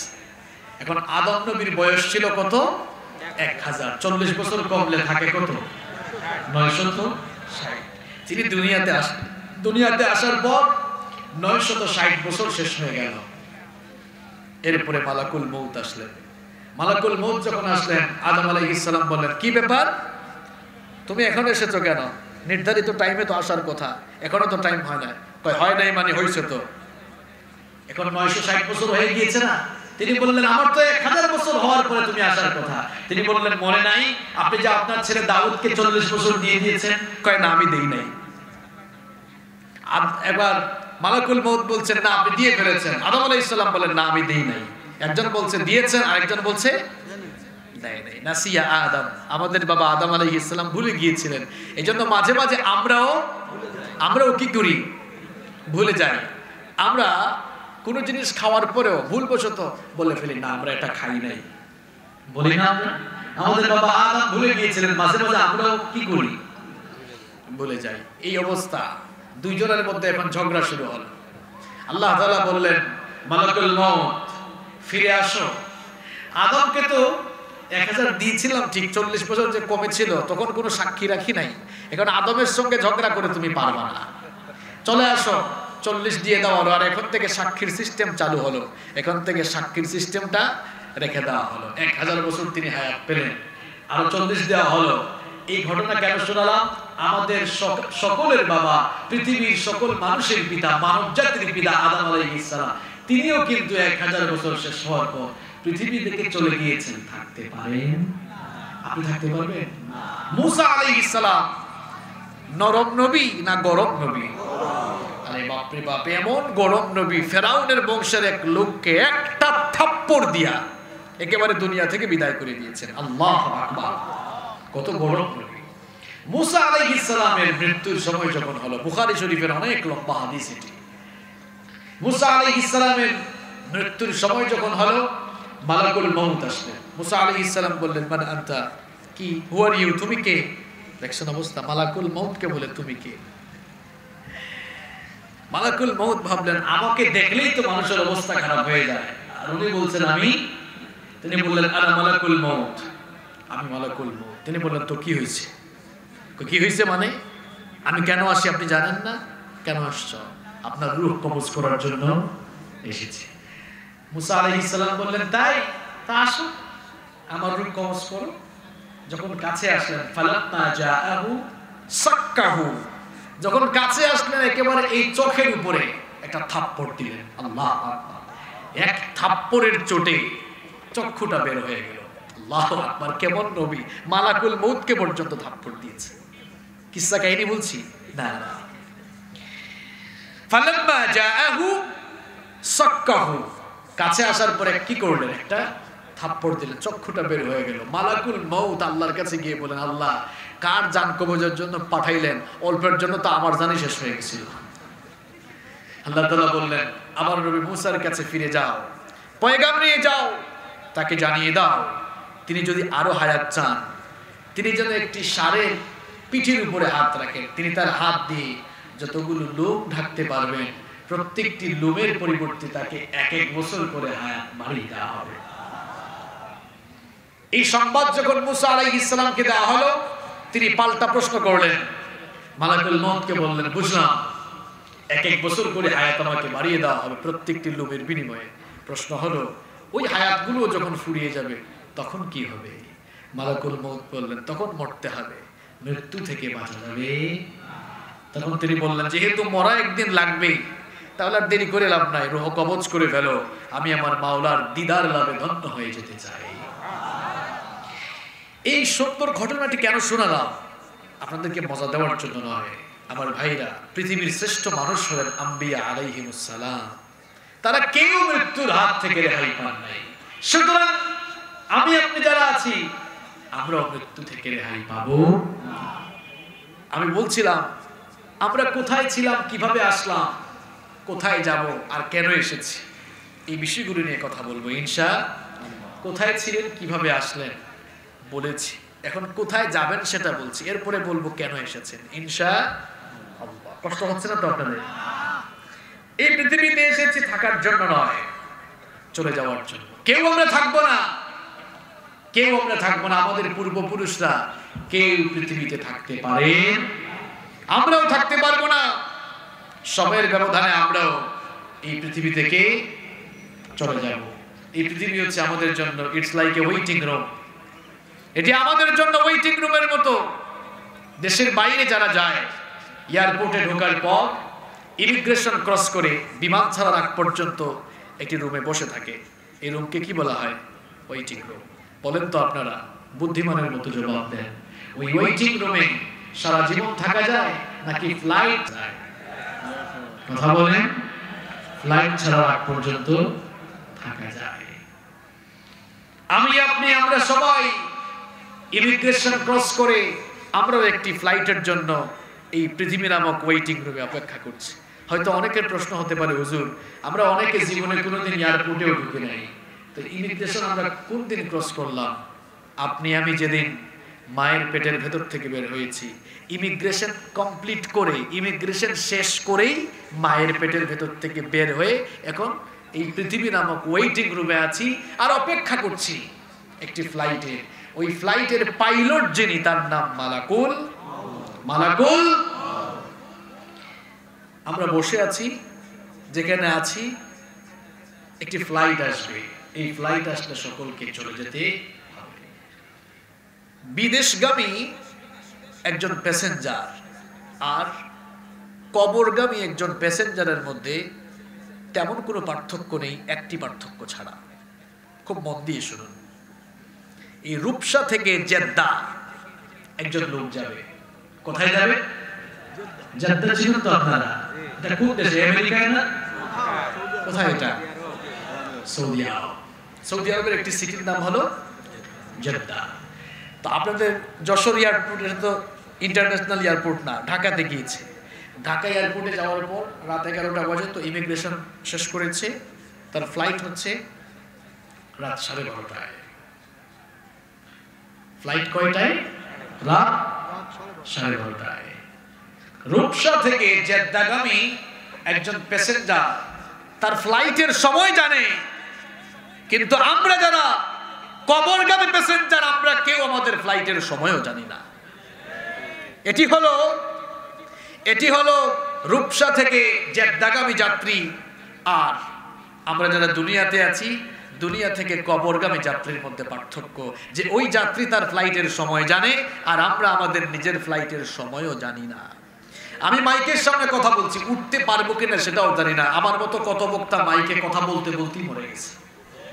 আপনি এখানে বসেছেন, বাড়ি যাওয়া দূরের কথা, এখান থেকে উঠতে পারবেন কিনা সেটাও চিন্তা করেছেন? কেমন জায়গায় আমরা আছি, খুব রিস্কি জায়গায়, খুব রিস্কি জায়গা এটা।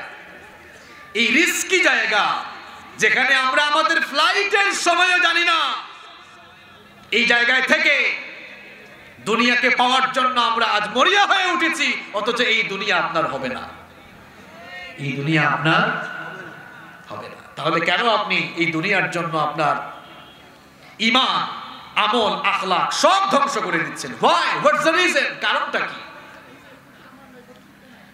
যারা নিজেদের ডেস্টিনেশন ভুলে গিয়ে নিজেদেরকে দুনিয়া ঘুর বানিয়ে ফেলেছে, যারা নিজেদের ডেস্টিনেশন ভুলে গিয়ে নিজেদেরকে ধ্বংসের পথে অগ্রসর করে দিয়েছে, তাদের দৃষ্টান্ত হলো রূপসা থেকে ঢাকাগামী এক নির্বুধ বাস যাত্রীর মতো। ঠিক করে বলিয়েন, আমি এখানে সুন্দর একটা দৃষ্টান্ত নিয়ে আসছি, ভালো করে শোনেন। যারা নিজেদের ডেস্টিনেশন ভুলে নিজেদেরকে ধ্বংসের দিকে অগ্রসর করছে, এদের দৃষ্টান্ত হলো রূপসা থেকে ঢাকাগামী এক নির্বুধ বাস যাত্রীর মতো। আপনাদের এই রূপসা থেকে এক লোক ঢাকায় যাবে, তো সন্ধ্যাবেলায় কাউন্টারে গিয়েছে, বাস কাউন্টারে গিয়ে বলল, ভাই ঢাকায় যাব, ঢাকায় যাব, কোন বাসে টিকিট দেওয়া যাবে? বলল, ভাই ইদানিং টিকিট খুব কম, আর আজকে সবগুলো বাসে টিকিট ফিল আপ হয়ে গিয়েছে, তবে একটা টিকিট আছে, একটি বাসের একটা টিকিট আছে, তাড়াতাড়ি কেটে ফেলেন, নইলে ওইটাও পাওয়া যাবে না। জিজ্ঞেস করলো, ওই বাস কয়টায়? বলল, ওইটা তো রাত 2টায় ছাড়বে। গিয়েছে কখন? সন্ধ্যাবেলায়। গিয়েছে কখন? সন্ধ্যা 7টায় গিয়েছে। এটা একটা দৃষ্টান্ত দিচ্ছে, সন্ধ্যা 7টায় গিয়েছে। ধরেন খুলনা শহরে গিয়েছে, খুলনা শহরে গিয়ে বাস কাউন্টারে জিজ্ঞেস করলো টিকিট আছে কিনা। অনেক সময় দেখা যায় না যে শর্ট পড়ে যায়, এই যে 21শে ফেব্রুয়ারির সময় 3-4 দিন সরকারি ছুটি থাকায় দেখছেন আপনারা, গাড়িতে বলেন বিমানে বলেন কি অবস্থা। তো ওই যাত্রীকে বললো, 2টার সময় একটা বাস আছে, খুলনা থেকে ছাড়বে, একটা টিকিট আছে, কেটে ফেলেন। ওই লোকটা মনে করলো, আরে একটাই আছে, কে জানি আবার কেটে ফেলেন, তাড়াতাড়ি দেন ভাই, কেটে ফেললো। এখন বাস ছাড়বে কয়টায়? কথা কম, দিনে না রাতে? রাত 2টায়। সে গিয়েছে সন্ধ্যা, চিন্তা করলো খুলনায় চলে আসছে, এখন আবার এত জ্যাম, এত ভিড় ঠেলে রূপসায় আসবো, থাকুক, আমার তো 7 ঘন্টা পরে বাস ছাড়বে, তো বসে থাকি এখানে। কিছুক্ষণ বসে থাকার পর চিন্তা করে, ধর এরকম বসে থাকলে তো ভালো লাগে না, এবার খাট পালং কেনা শুরু করলো, সোফা কিনা আরম্ভ করলো, কিছু প্রসাধনী কিনা আরম্ভ করলো। এই লোকটার এমন কাজ কারবার দেখলে আপনারা তাকে পাগল বলবেন না নির্বুধ বলবেন? ভালো বলবেন না পাগল বলবেন? নিশ্চয়ই তাকে আপনারা পাগল বলবেন। কেন? আরে ভাই, এই 7 ঘন্টা তুমি এখানে আছো, এখানে তুমি অস্থায়ী আছো, স্থায়ী না, তুমি অস্থায়ী আছো, এই কিছু সময় এখানে আছো, এই সময়ের জন্য তো এত কিছু দরকার ছিল না। আমার ভাইরা, আমরাও যারা পৃথিবীতে আছি, আমরা সবাই অস্থায়ী।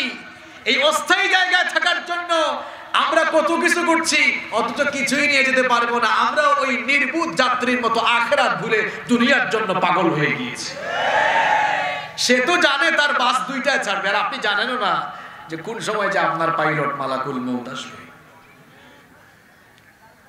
আপনার বিবেককে আমি স্মরণ করিয়ে দিচ্ছি, আপনি কোথায় যাবেন, আপনার পরিণতি কি হবে। আপনি থাকবেন না, আপনি চলে যাবেন। প্রত্যেক দিন বিভিন্ন মসজিদের মাইক থেকে বিভিন্ন মানুষের মৃত্যুর খবর ঘোষণা হয়, বিভিন্ন মানুষের মৃত্যুর খবর প্রচার করা হয়। এইরকম বিভিন্ন মসজিদে বিভিন্ন মানুষের মৃত্যুর খবর শুনতে শুনতে সময়ের ব্যবধানে এমন একটি সময় চলে আসবে যখন বিভিন্ন মসজিদ থেকে আপনার মৃত্যুর খবর এলান করা হবে, ঠিক না? মাঝে মাঝে আপনি অনেক মানুষের জানাজায় যান, কত মানুষকে আপনি কবরে শুইয়ে দেন, কত মানুষের জানাজায় আপনি গেলেন। সময়ের ব্যবধানে এমন একটি সময় চলে আসবে মানুষেরা আপনার শরীর থেকে কাপড় চোপড় খুলে গোসল দিয়ে সাদা কাপড় দিয়ে মুড়িয়ে আপনাকেও জানাজা দেওয়ার জন্য নিয়ে যাবে। এটি হচ্ছে বাস্তবতা। কত জানাজার পড়েছি নামাজ, দিয়েছি কত দাফন, জানাজার পড়েছি নামাজ, দিয়েছি কত দাফন। কোথায় যেন আছে আমারও তৈরি সাদা কাফন, জানাজার পড়েছি নামাজ, দিয়েছি কত দাফন। কত জানাজার পড়েছি নামাজ, দিয়েছি কত দাফন। আমার তরি বাধায় আছে কোন শেখিয়া ঘাটে, কোন মসজিদে এলান হবে সোয়াবে শেষ ঘাটে। আমার তরি বাধায় আছে কোন শেখিয়া ঘাটে, কোন মসজিদে এলান হবে সোয়াবে শেষ ঘাটে। কখন কোথায় করবে দাফন আমাকে স্বজন, জানাজার পড়েছি নামাজ, দিয়েছি কত দাফন। কত জানাজার পড়েছি নামাজ, দিয়েছি কত দাফন। আমার ভাইরা খুব খেয়াল করে শুনেন, রাস্তাঘাটে হাঁটলে অনেক সময় বাঁশের ঝাড় দেখেন না? বাঁশের ঝাড় দেখেন কিনা? শুধু দেখে চলে যান। কখনো কি এই ফিলিংস তৈরি হয় না? কখনো কি এই ফিলিংস আপনার তৈরি হয় না? কোন বাতাসে কোথায় যেন দুলছে বাঁশের ঝাড়, কোন সে মাটি কোনখানে ডাকে রে বারবার। কোন বাঁশের ঝাড় দিয়ে আপনার কবরের ছাউনি দেওয়া হবে, এই চিন্তা, এই ফিলিংস কি আপনার অন্তরে জাগ্রত হয় না? কোন কবরের মাটিতে আপনি শুবেন, সব সময় মাটির উপর দিয়ে হাঁটেন, এই ফিলিংস কি একবার অন্তরে পয়দা হয় না? কোন বাতাসে কোথায় যেন দুলছে বাঁশের ঝাড়, কোন সে মাটি কোনখানে ডাকে রে বারবার। কোথায় যেন বর যাত্রী আছে রে চারজন, জানাজার পড়েছি নামাজ, দিয়েছি কত দাফন। কত জানাজার পড়েছি নামাজ, দিয়েছি কত দাফন। আপনারও জানাজা হবে, আপনারও দাফন হবে। আপনি প্রেসিডেন্ট হন, প্রধানমন্ত্রী হন, মেম্বার হন, চেয়ারম্যান হন, প্রফেসর হন, ডাক্তার হন, আলেম হন, জালেম হন, পুলিশ হন, র্যাব হন, বিজিবি হন, যেই হন না কেন মরতে হবেই হবে। মৃত্যু থেকে আপনি বাঁচতে পারবেন? মৃত্যু থেকে বাঁচা যাবে না। এই পৃথিবী আপনার ঠিকানা নয়। আপনি যে বাড়ি বাড়ি করেন, আপনি বলেন, মানুষ জিজ্ঞেস করে আপনার বাড়ি কোথায়, খুব গর্ব করে বলেন এই যে ইটালিয়ান টাইলস করা বাড়ি দেখা যায়, এই বাড়িটা হলো আমার বাড়ি। আপনার বাবা যিনি ছিলেন তিনিও সারা জীবন এই বাড়িটা তার করেছেন, বলেছেন এটা আমার বাড়ি, এটা আমার বাড়ি। এই বাড়িতে থাকতে পারেন নাই। এই এলাকার কোনো না কোনো কবরস্থানের 3.5 হাত মাটির ভেতরেই তার জায়গা হয়েছে। আপনিও বাড়ি বাড়ি করছেন, এই বাড়িতে থাকতে পারবেন না। এই এলাকার কোনো না কোনো গোরস্থানে, কোনো না কোনো কবরস্থানে 3.5 হাত মাটি আপনার বাড়ি হবে, ঠিক না? আমরা আমাদের মৃত্যু সম্পর্কে জানি না, কে কখন চলে যাব সেটা আমরা জানি না। হঠাৎ করে আমাদের ফ্লাইট চলে আসতে পারে। সুতরাং এই পৃথিবীটা থাকার জায়গা নয়, এই পৃথিবী হলো চলে যাওয়ার জায়গা। কষ্ট হচ্ছে আপনাদের? আমি আমার সর্বশেষ পয়েন্টে এসেছি।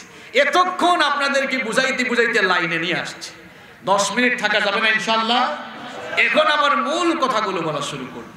মনে আছে কোন বিষয়ে চলছে আলোচনা? কোথায় ছিলেন, কিভাবে আসলেন, কোথায় যাবেন, এবার কেন আসলেন? কোথায় ছিলেন, কিভাবে এসেছেন, কোথায় যাবেন, এবার কেন এসেছেন? মাত্র কয়েকটি দিনের জন্য, কিছু সময়ের জন্য পৃথিবীতে কেন এসেছেন? কেন আপনাকে সৃষ্টি করা হলো? কোন উদ্দেশ্যে আপনাকে দুনিয়ায় পাঠানো হলো? রব্বুল আলামিন কোরআনে কারীমের 51 নম্বর সূরা সূরাতুয যারিয়াতের 56 নম্বর আয়াতে বলছেন, কেন তোমাদেরকে পাঠালাম, কেন তোমাদেরকে সৃষ্টি করলাম, উদ্দেশ্য সম্পর্কে জেনে নাও। ওয়ামা খালাকাতুল জিন্না ওয়াল ইনসা ইল্লা লিয়াবুদুন। I didn't create the mankind and jinn kind except my worship. তোমাদেরকে আমি সৃষ্টি করেছি জিন আর মানব জাতিকে আমার গোলামের জন্য, একমাত্র আমার দাসত্বের জন্য সৃষ্টি করেছি। আমরা সবাই গোলাম কার?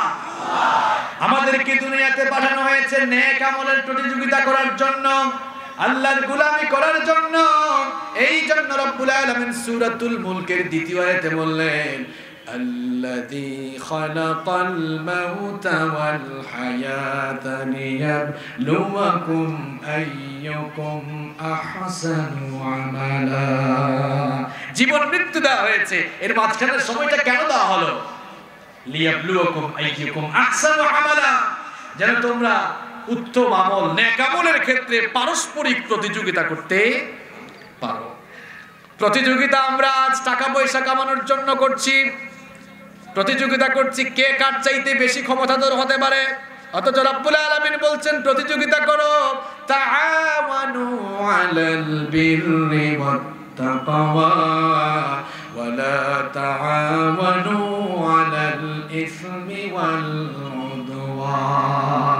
সৎ কাজে, কল্যাণকর কাজে, ভালো কাজে, তাকওয়ার কাজে অগ্রসর হয়ে পরস্পর প্রতিযোগিতা করো, পাপাচার অন্যায় অপকর্মের কাজে প্রতিযোগিতা করো। আজ আমরা প্রাচুর্যের প্রতিযোগিতায় মত্ত হয়েছি, এই দুনিয়াকে নিজের করে নিয়েছি। কত নির্বুধ হয়েছি আমরা, দিনকে রাত করে দিচ্ছি, রাতকে দিন বানিয়ে দিচ্ছি, সুদ ঘুষের সাথে সম্পর্ক রাখছি, নিয়মিত ঘুষ খাচ্ছি, সুযোগ পেলেই ঘুষের টাকা হাতছাড়া করি না। এ ভাই, তোমাকে বলছি, তোমার কাফনের কাপড়ে কয়টা পকেট রয়েছে বলো আমাকে? একটা টাকা নিয়েও তুমি কবরে যেতে পারবে না।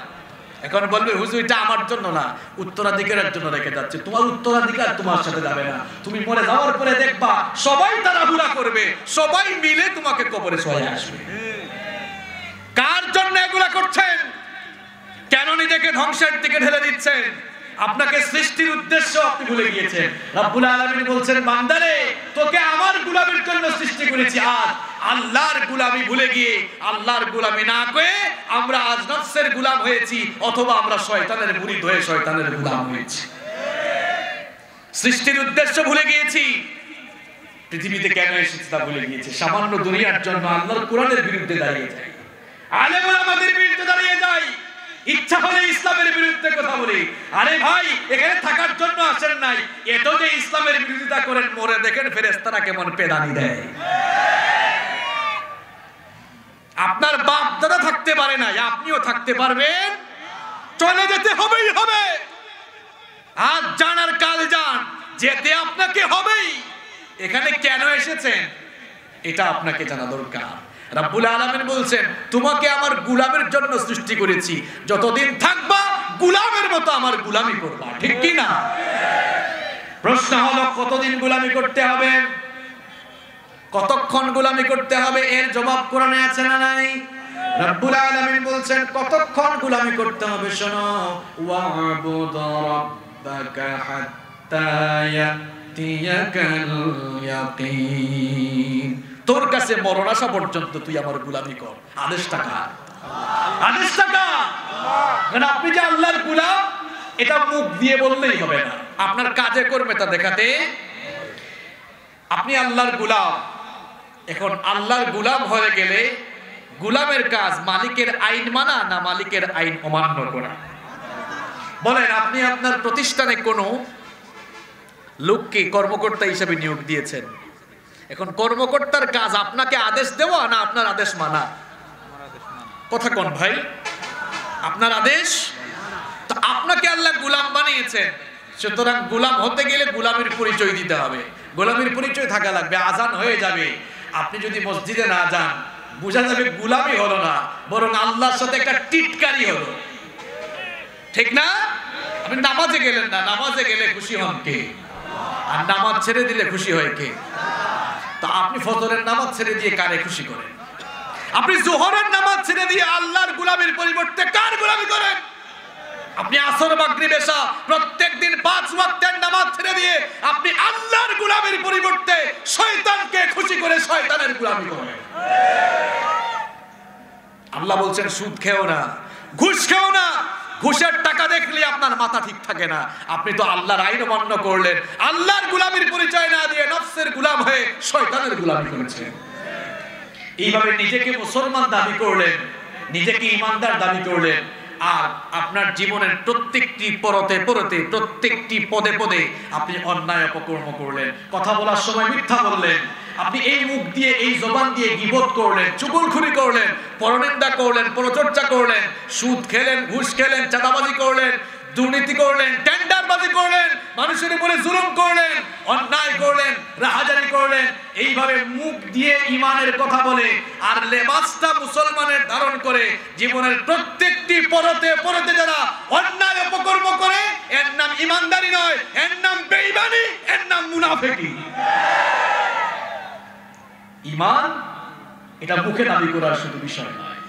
ঈমান হলো আপনার কাজে কর্মে প্রতিফলন, কিংবা কাজে কর্মে ঈমানের বহিঃপ্রকাশ আপনার ঘটাতে। আপনি ঈমানদার, আপনি নামাজ ছাড়েন কেন? এক ব্যক্তি বলল, হুজুর আমি নামাজ না পড়লে কি হবে, আমার ঈমান কিন্তু ঠিক আছে। শয়তান এই কথা শুনে বলে, আল্লাহ কেন যে আমার শয়তান বানিয়েছেন, হ্যাঁ তো আমার চেয়ে বড় শয়তান, কারণ আমার উদ্দেশ্য আমার কাজ কারবার সব সে করে। দাঁত ব্রাশ না করে এক লোক বলতেছে আমার মুখ পরিষ্কার, এটা যৌক্তিক না অযৌক্তিক? কথা বলেন। দাঁত ব্রাশ না করে মুখ পরিষ্কার বলা যখন অযৌক্তিক, তেমনি 5 ওয়াক্তের নামাজ ছেড়ে দিয়ে নিজেকে ঈমানদার দাবি করাও সম্পূর্ণ অযৌক্তিক। আমার কথা নয়, বলেছেন মুহাম্মদ সাল্লাল্লাহু বাইনাল আবদি ওয়াল কুফরি তারকুস সালাহ। আল্লাহর বান্দা আর কাফেরের মধ্যে, কুফরের মধ্যে পার্থক্য হলো নামাজ ছেড়ে দেওয়া। আল্লাহর বান্দা নামাজ ছাড়তে পারে না। মান তারাকা সালাতাম মুতাআম্মিদান ফাকাদ কাফারা। ইচ্ছে করে যারা নামাজ ছেড়ে দিল তারা আল্লাহর সঙ্গে কুফরি করল। নাউযু বিল্লাহি মিন যালিক। আমার বাবারা, আমার ভাইয়েরা, যে ঈমান আপনাকে 5 ওয়াক্ত আযান হলে মসজিদ পর্যন্ত নিতে পারে না, আপনার এই দুর্বল ঈমান কি করে আপনাকে জান্নাতে ঢুকাবে বলেন? আপনার এই ঈমান তো আপনাকে মসজিদেই নিতে পারে না। আপনার যে ঈমান আপনাকে ঘুষ থেকে ফেরাতে পারে না, অন্যায় থেকে ফেরাতে পারে না, সুদ থেকে ফেরাতে পারে না, দুর্নীতি থেকে ফেরাতে পারে না, এই ঈমান কি করে আপনাকে জান্নাতে নিয়ে যাবে আমাকে বলুন না। আপনি তো দুনিয়াতে এসেছেন কার গোলামের জন্য? তো গোলামের পরিচয় আপনি দিচ্ছেন। এখন গোলামের পরিচয়টা কিভাবে দিবেন? গোলামের পরিচয়টা কিভাবে দিবেন? আপনার জীবনের প্রত্যেকটি জায়গায় আল্লাহ তাআলার বিধান আপনি পূর্ণাঙ্গভাবে মেনে চলবেন। আমার অনেক যুবক ভাইরা নামাজই আসে না, এদেরকে বলি ভাই নামাজে আস, কয় হুজুর আমার সময় হয়নি। কেন সময় হয় নাই? কয় হুজুর দেখেন না এখনো ইয়াং, চুল দাড়ি এখনো কালো আছে। আরে ভাই আপনার মতো কত যুবক, কত তরুণ ছেলেরা 20-25 বছর বয়সে মারা গিয়েছে, এমন আছে না নাই? শয়তান পজিটিভলি আপনাকে ধোঁকায় ফেলে রেখেছে, কারণ শয়তান চায় না আপনি নামাজে যান। শয়তান আপনাকে আল্লাহর গোলাম বানাতে চায় না, সে আপনাকে তার গোলাম বানাতে চায়। এখন সিদ্ধান্ত আপনার, আপনি কার গোলাম হবেন। শয়তানের ধোঁকায় আপনি পড়বেন না। এটা হলো শয়তানের পজিটিভ ধোঁকা। তোমার বয়স হয় নাই, চুল দাড়ি পেকে যাক, এরপরে নামাজ আদায় করিও, এইরকম শয়তান পজিটিভলি ধোঁকা দেয়। আমার যুবক ভাইদেরকে বলতে চাই, শয়তানের পজিটিভ ধোঁকায় পড়া যাবে না। আপনাদের জেনে রাখা দরকার, পৃথিবীতে আসার সিরিয়াল আছে কিন্তু যাবার কোন সিরিয়াল। প্রথমে আসেন দাদা, এরপরে বাবা, এরপরে দাদার ঘরে নাতি হয়, এইরকম দুনিয়াতে আসার সুন্দর সিরিয়াল আছে, কিন্তু দুনিয়া থেকে যাওয়ার কোনো সিরিয়াল নাই। মাঝে মাঝে এমন করুণ দৃশ্য দেখা যায়, নাতির লাশ দাদা কবরে নামায়। আছে না নাই? কথা বলেন, আছে না নাই? সুতরাং শয়তানের এই পজিটিভ ধোঁকায় পড়বেন না।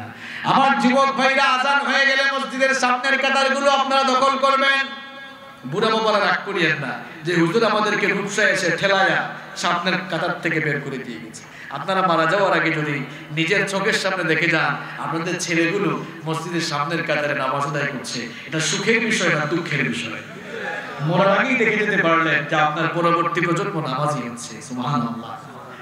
যুবক ভাইদেরকে বলতে চাই, এই বয়সে ইবাদতের দাম বেশি। আল্লাহ নবী বলেছেন, একজন বুড়া মানুষের ইবাদতে আল্লাহ যত খুশি হন, একজন যুবকের ইবাদতে আল্লাহ তার চাইতে আরো বেশি খুশি হন। এজন্য এই যৌবনকালীন বয়সটা ইবাদতে কাটান ভাই। স্কুল কলেজ ইউনিভার্সিটিতে যারা পড়ছো তোমাদেরকে বলছি, আজান হয়ে গেলে তোমার সবকিছু বন্ধ করে নামাজে যাও। যারা চাকরি করেন, ব্যবসা করেন, সবাইকে বলছি, প্রশাসনিক সেক্টরে যারা দায়িত্ব পালন করছেন সবাইকে বলছি, আজান হয়ে গেলে সব বন্ধ, আগে নামাজ। ঠিক কি না?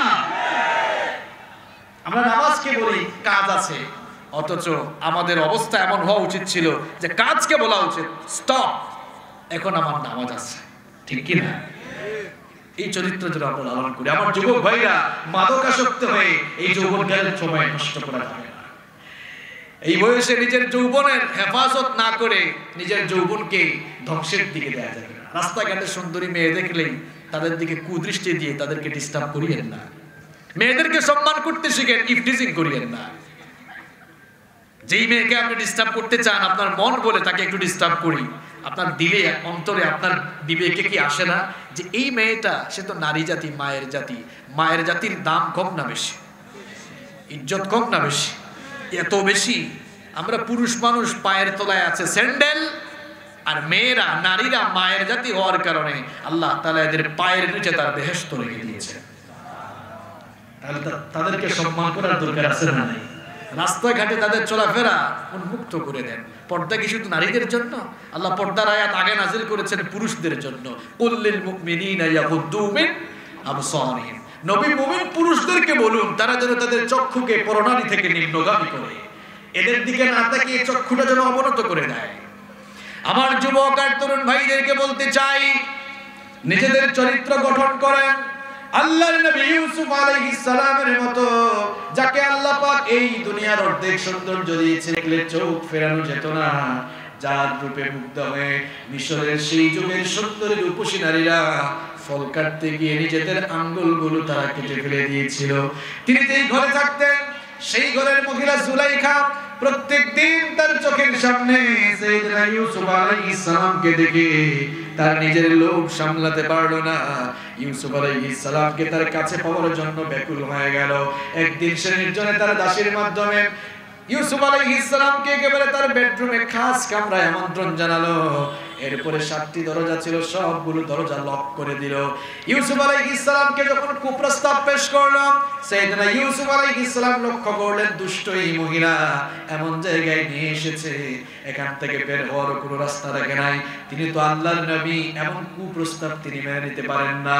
তিনি তখন আল্লাহ তাআলাকে ভয় করে আল্লাহর সাহায্য চেয়ে তালাবদ্ধ দরজার দিকে তিনি যখন দৌড় দিলেন, রব্বুল আলামিন তার নবী ইউসুফের প্রতি খুশি হয়ে সকল দরজা খুলে দিয়ে দরজা তার জন্য উন্মুক্ত করে দিলেন। আমার যুবক ভাইরা, আপনাদের চরিত্র যদি এমন হয়, আপনাদের চোখের সামনে সুন্দরী সুন্দরী মেয়ে হেঁটে চলে যাবে, কিন্তু আল্লাহর ভয়ে আপনার চক্ষু জমিনের দিকে থাকবে। ঠিক না? এমন ভাবে চরিত্র গঠন করা যাবে তো? নিজের চরিত্র যদি আপনি হেফাজত করতে পারেন, আল্লাহর নবী আপনাদের ব্যাপারে সুসংবাদ দিয়েছেন, বুখারী শরীফের হাদিস, মান দামিনা লি মা বাইনা লাহিয়াইহি ওয়া রিজলাইহি দামিনতু লাহু আলাল্লাহিল জান্নাহ। আল্লাহর নবী বলেছেন, যারা দুটো জিনিসের জিম্মাদারি গ্রহণ করবে, এক নাম্বার হলো তার জবান, মুখ। এই জবান দিয়ে যদি কেউ ভালো কথা বলে, জবান দিয়ে ভালো কথা বলে, গীবত না করে, মিথ্যা না বলে, চুগলখড়ি না করে, অর্থাৎ জবানের যারা হেফাজত করবে, এই জবানের যারা জিম্মাদারি গ্রহণ করবে। আর 2 নাম্বার হলো নিজের যৌনাঙ্গ, নিজের ইজ্জত, নিজের সতীত্ব, অর্থাৎ নিজের চরিত্র যারা হেফাজত করবে, এই জবান আর চরিত্র যারা হেফাজত করবে, এই দুটি জিনিসের জিম্মাদারি যারা গ্রহণ করবে, আল্লাহ নবী বলেছেন কাল কিয়ামতের দিন আমি নবী নিজেই তাদের জন্য জান্নাতের জিম্মাদার হয়ে যাব। যেন আমার যুবক ভাইরা চরিত্র নষ্ট করে যেন না দেই, আমরা যেন আমাদের চরিত্রটাকে সাজাই। কারণ আমাদেরকে তো সৃষ্টি করা হয়েছে কার গোলামের জন্য। এখন গোলামি করবেন কেমনে, একেবারে শেষ কথা বলে দিই, এক কথায় এক বাক্যে গোলামি করতে হবে এমন ভাবে। আমরা তো মুসলমান, মুসলমান অর্থ কি বলেন তো? মুসলিম মানে কি? হ্যাঁ, এই তো খুব সুন্দর ফিনিশিং হবে এবার। আত্মসমর্পণকারী। মনে করেন পুলিশ আপনাকে অ্যারেস্ট করলো, আপনি আত্মসমর্পণ করার পরে এখন আপনি আপনার মতো চলবেন না পুলিশের মতো চলবেন? কথা কন না কেন? পুলিশের মতো চলবেন। আল্লাহর কাছে আত্মসমর্পণ করার পর সত্যিকারের কোন মুসলিম সে তার মতো, তার মন মতো চলতে পারে না, বরং তার জীবনের প্রত্যেকটি ক্ষেত্রে সে আল্লাহর ইচ্ছা মতো চলে। নিজেকে আল্লাহর কাছে বিক্রি করে দিতে হবে। আল্লাহ সেই বিক্রির কথাই বলছেন, আল্লাহর সাথে ব্যবসা করার কথা আল্লাহ নিজে বলছেন। ইন্নাল্লাহ আশতারা মিনাল মুমিনিনা আনফুসাহুম ওয়া আমওয়ালাহুম বিআন্না লাহুমুল। আল্লাহ বলছেন পূর্ণাঙ্গ মুমিন হতে চাও, গোলামের নজির পেশ করতে চাও, তাহলে তোমার জানমাল আমার কাছে বিক্রি করে দাও। জানমাল আমার কাছে বিক্রি করলে বিনিময়ে টাকা পয়সা দিব না, বিনিময়ে সম্পদ দিব না, ক্ষমতাও দিব না। মন খারাপ নাকি আপনাদের যে জানও দিলাম, মালও দিলাম, আল্লাহ ক্ষমতাও দেন না, টাকা পয়সাও দেন না, একটু জায়গা জমিও দেন না? তো বিনিময়টা এমন, এই বিনিময়ে দুনিয়ার কি আপনাকে দিতেও পারবে? আল্লাহ বলছেন তোমার জানমালটা আমার কাছে বিক্রি করে দাও, বিনিময়ে আমার নিজের বানানো জান্নাত আমি তোমাকে দান করে দিব। এবার আসেন, শেষ করার আগে তো খুব ভালো করে শেষ করতে হয়। নগদ টাকা দিয়ে পচা তরকারি কে কে কিনবেন? হাত তুলেন। দেখছেন, নগদ টাকা দিয়ে কেউ পচা তরকারি কিনবে না। নগদ টাকা দিয়ে পচা মাছ কে কে কিনবে? নগদ টাকা দিয়ে এই খুলনার একটা মানুষ পচা তরকারি কিনতে চায় না, পচা মাছ কিনতে চায় না। আল্লাহর কি ঠেকা পড়ছে যে আপনার পচা জান আর পচা মাল আল্লাহ জান্নাতের বিনিময়ে কিনবেন? এখন বলবেন হুজুর এই কথা মানে কেন বললেন? পচা জান পচা মাল মানে আপনি মিথ্যা বলছেন, আপনি গীবত করেন, আপনি চুগলখড়ি করেন, আপনি ক্ষমতা পেয়ে মানুষের উপরে জুলুম করেন, আপনি কোরআনের বিরুদ্ধে দাঁড়িয়ে গিয়েছেন, আপনি সুদ খান, ঘুষের টাকা দেখলে মাথা ঠিক থাকে না, আপনি চাঁদাবাজি করেন, টেন্ডারবাজি করেন, মুসলমানের বেশ ধারণ করে, মুসলমানের নাম নিয়ে আপনি এইরকম অন্যায় অপকর্ম করে আপনি আপনার জানমালকে পচিয়ে ফেলেছেন। এইরকম পচা জান আর মাল আল্লাহ তার জান্নাত দিয়ে কোনোদিন কিনবেন না। তাহলে কোন জানমাল কিনবেন? যারা আল্লাহর হয়ে গিয়েছেন আল্লাহ তার হয়ে যাবেন। সুবহানাল্লাহ। আপনি আল্লাহর হয়ে গেলে আল্লাহ আপনার। কারণ আপনি আল্লাহর হবেন কিভাবে? নিজেকে বিক্রি করে দেন। সুন্দর একটা দৃষ্টান্ত দিয়ে আজকে ফিনিশিং করব। এই ফোন উনার ছিল, আসলে উনার নাই, তা আমার। উনি আমার কাছে বিক্রি করেছেন। এখন বলেন মালিকানা এখন চেঞ্জ হয়ে গেল না? এখন ফোনটা আমার। এই ফোন আমার নিয়মে চলবে না ওনার নিয়মে চলবে? কারণ মালিক কে? আল্লাহর কাছে যদি আপনি আপনাকে বিক্রি করে দেন, তাহলে আপনি আর আপনার নিয়মে চলতে পারবেন? কার নিয়মে চলতে হবে? আল্লাহর বিধান মতো চলতে হবে। আল্লাহর বিধান হলো নামাজে যাওয়া, আল্লাহর বিধান হলো মিথ্যা না বলা, চুরি না করা, ডাকাতি না করা, সুদ না খাওয়া, ঘুষ না খাওয়া, অন্যায় না করা, জুলুম না করা, কোরআনের বিরুদ্ধে না দাঁড়ানো। এক বাক্যে বললে আল্লাহর বিধান হলো অন্যায় অপকর্মে না জড়ানো। এই অন্যায় অপকর্মে না জড়িয়ে যদি আপনি আল্লাহর বিধান মতো চলতে পারেন, বোঝা যাবে আপনি পরিপূর্ণভাবে আল্লাহর কাছে বিক্রি হয়ে গিয়েছেন। আর আল্লাহ বলছেন বান্দারে তুই আমার কাছে বিক্রি হয়ে গিয়েছিস, আমিও তোর জন্য আমার নিজের বানানো জান্নাত রেখে দিয়েছি। সুবহানাল্লাহ। পৃথিবীতে আমরা কিভাবে আসলাম, কোথায় ছিলাম, কিভাবে আসলাম, কোথায় যাব, কেন এসেছি, এই 4 পয়েন্টের আলোচনা আজকে শেষ। এবার নিজের বিবেককে প্রশ্ন করেন, কোথায় ছিলেন, কিভাবে আসলেন সেটা তো জানলেন, কোথায় যাবেন সেটাও জানেন, কোথায় যাবেন সেটাও। আজকের এই রাত আপনার জীবনের শেষ রাত হতে পারে, এটা অসম্ভব কিছু নয়।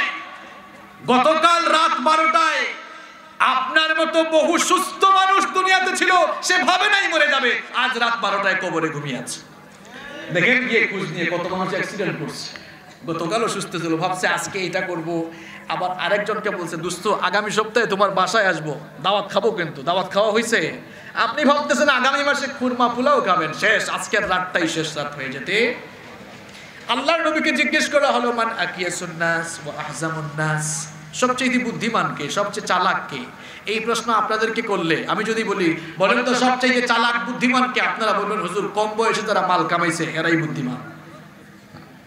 আর আল্লাহর নবীকে প্রশ্ন করা হলো, তিনি বললেন আকসারুহুম যিকরাল লিল মাউত ওয়া আকসারুহুম ইস্তিআদাদাল লিল মাউত, সবচেয়ে বুদ্ধিমান তো তারা যারা মৃত্যুর কথা বেশি বেশি স্মরণ করে, আর মৃত্যুর কথা স্মরণ করে করে মৃত্যু পরবর্তী জীবনের জন্য নিজের জীবনটাকে তারা গঠন করে, এরাই সবচেয়ে বুদ্ধিমান। খুলনার মানুষ বুদ্ধিমান, এজন্য বুদ্ধিমানের মতো আসুন। যেহেতু থাকবো না, যতদিন বাঁচবো কার গোলাম হয়ে থাকবো, নিজেকে কার কাছে বিক্রি করব? কারা কারা নিজের জানমাল নিজের সবকিছু আল্লাহর কাছে বিক্রি করতে রাজি? হাত তুলে আল্লাহকে। আমরা যদি হাতগুলো নামান, আল্লাহ কবুল করেন, বলেন আমিন। আল্লাহর কাছে বিক্রি করে দিলে আল্লাহ দিবেন কি? দিবেন কি? কেউ থাকবো না। এই এম হাসিবুর রহমান একদিন থাকবে না, মাইকের সামনে বসে আর কথা বলবে না, বলবে আর তাফসীর শোনাবে না, ওয়াজ শোনাবে না। আপনি এরকম আর বসে বসে শুনতে পারবেন। একদিন আমরা সবাই চলে যাব, তখন মানুষের কাছে আমরা স্মৃতি হয়ে থাকবো। যেহেতু চলেই যাব, নিজের আমলটা ভালো করে যান। আমল ভালো হলে ফয়সালা ভালো হবে, আমল খারাপ হলে ফয়সালা খারাপ। এজন্য সকল স্তরের সকল ভাইদেরকে, সকল বোনদেরকে বলতে চাই, আসুন মৃত্যু পরবর্তী জীবনের জন্য নিজেকে সংশোধন করে মৃত্যু পরবর্তী জীবনের জন্য নিজেদেরকে আমরা ঠিক করে ফেলি। আল্লাহ যেন আমাদের সকলকে সেই তৌফিক দান করেন। আল্লাহর রাস্তে কোনো ভাই উঠবেন না। গভীর রাত, দোয়া কবুলের রাত।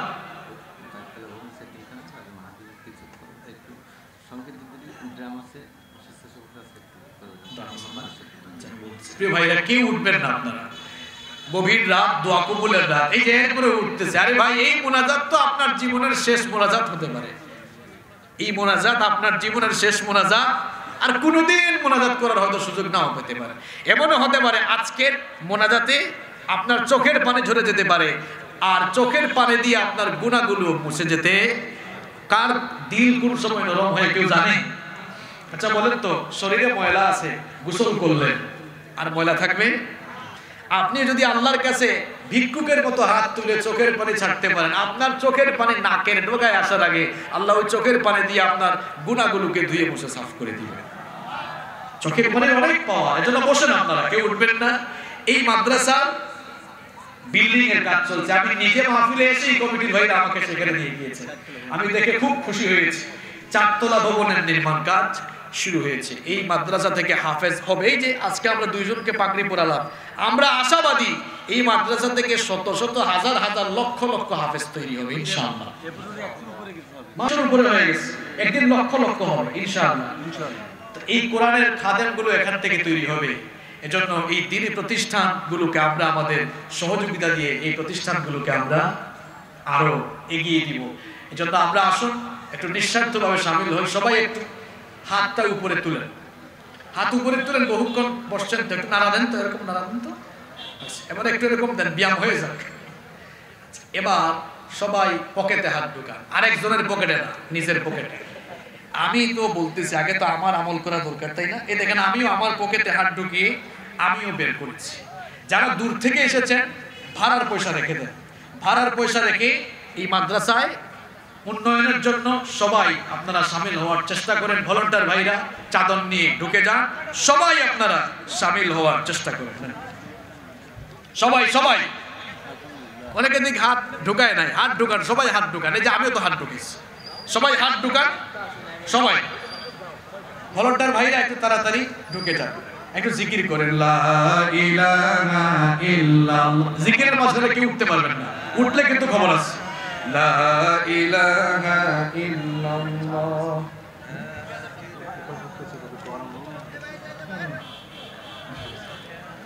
লা ইলাহা ইল্লাল্লাহ লা ইলাহা একটু তাড়াতাড়ি করেন সবাই পেছন দিক থেকে কয়েকজন ঢুকেন লা ইলাহা ইল্লাল্লাহ সুবহানাল্লাহ ওয়ালহামদুলিল্লাহ লা ইলাহা ইল্লাল্লাহ লা ইলাহা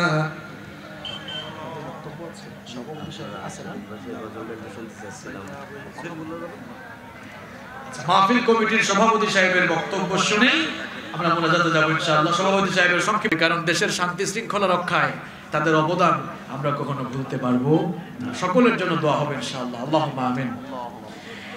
ربنا ظلمنا أنفسنا وإن لم تغفر لنا وترحمنا لنكونن من الخاسرين ربنا اصرف عنا عذاب جهنم إن عذابها كان غراما ربنا هب لنا من أزواجنا وذرياتنا قرة أعين وجعلنا للمتقين إماما رب العالمين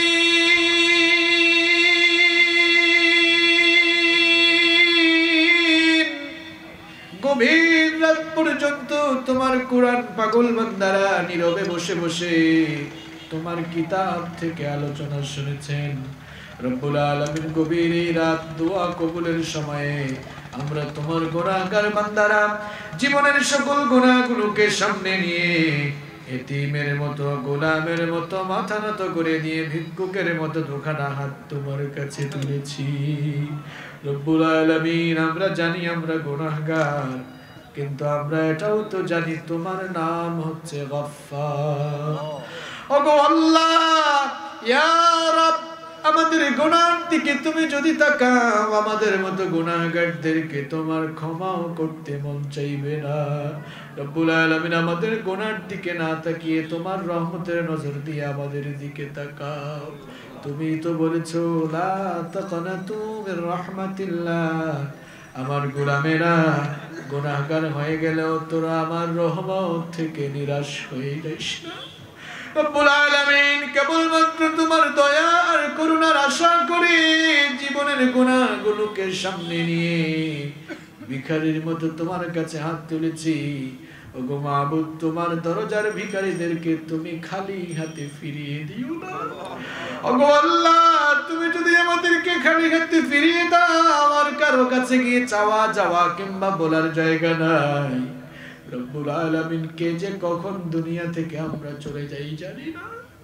রব্বুল আলামিন তথ্য প্রযুক্তি উন্নত হওয়ার কারণে গোটা পৃথিবী এখন গ্লোবাল ভিলেজে পরিণত হয়েছে, যার কারণে ঘরে বসে গোটা দেশের খবর এখন নেওয়া যায়। ওগো আল্লাহ, ঘরে বসে গোটা দেশের খবর নেওয়া গেল, আমরা তো কেউ জানি না আমাদের কার জন্য কাফনের কাপড় এসে দোকানে রেডি হয়ে আছে।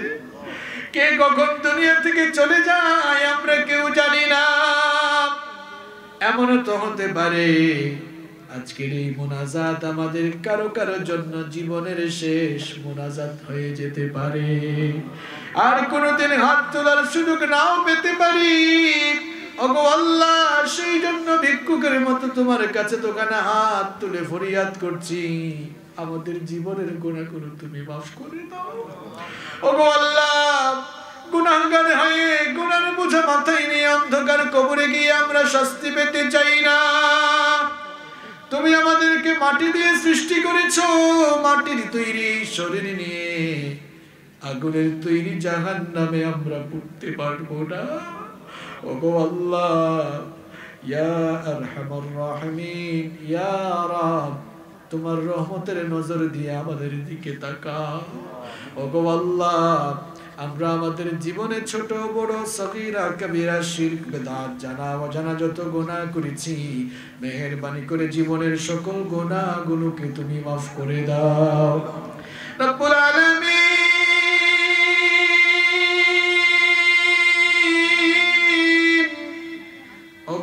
আল্লাহ আমরা যারা হাত তুলেছি আমাদের সকলকে বেগুনাহ বানিয়ে মাসুম বানিয়ে বাড়ি ফিরিয়ে দাও রব্বুল আলামিন আমাদের সকলকে দৈনিক 5 ওয়াক্তের নামাজি বানিয়ে দাও অন্যায় অপকর্ম থেকে বেঁচে থাকার তৌফিক দাও রব্বুল আলামিন সব সময় তোমাকে ভয় করে আখিরাতমুখী জীবন পরিচালনার তৌফিক দাও রব্বুল আলামিন হারাম উপার্জন থেকে আমাদেরকে হেফাজত করো আমাদের অন্তরের লোভ লালসা দূর করে দাও আমাদের অন্তর থেকে হিংসা নিন্দা দূর করে দাও রব্বুল আলামিন লোভ লালসার কারণে আমরা যেন গুনাহের সাগরে ডুব না দেই রব্বুল আলামিন অন্তরের সকল লোভ লালসা তুমি দূর করে দাও রব্বুল আলামিন ফিতনা ফাসাদ থেকে তুমি আমাদেরকে হেফাজত করো ওগো আল্লাহ অভিশপ্ত শয়তানের চক্রান্ত থেকে আমাদেরকে তুমি হেফাজত করো রব্বুল আলামিন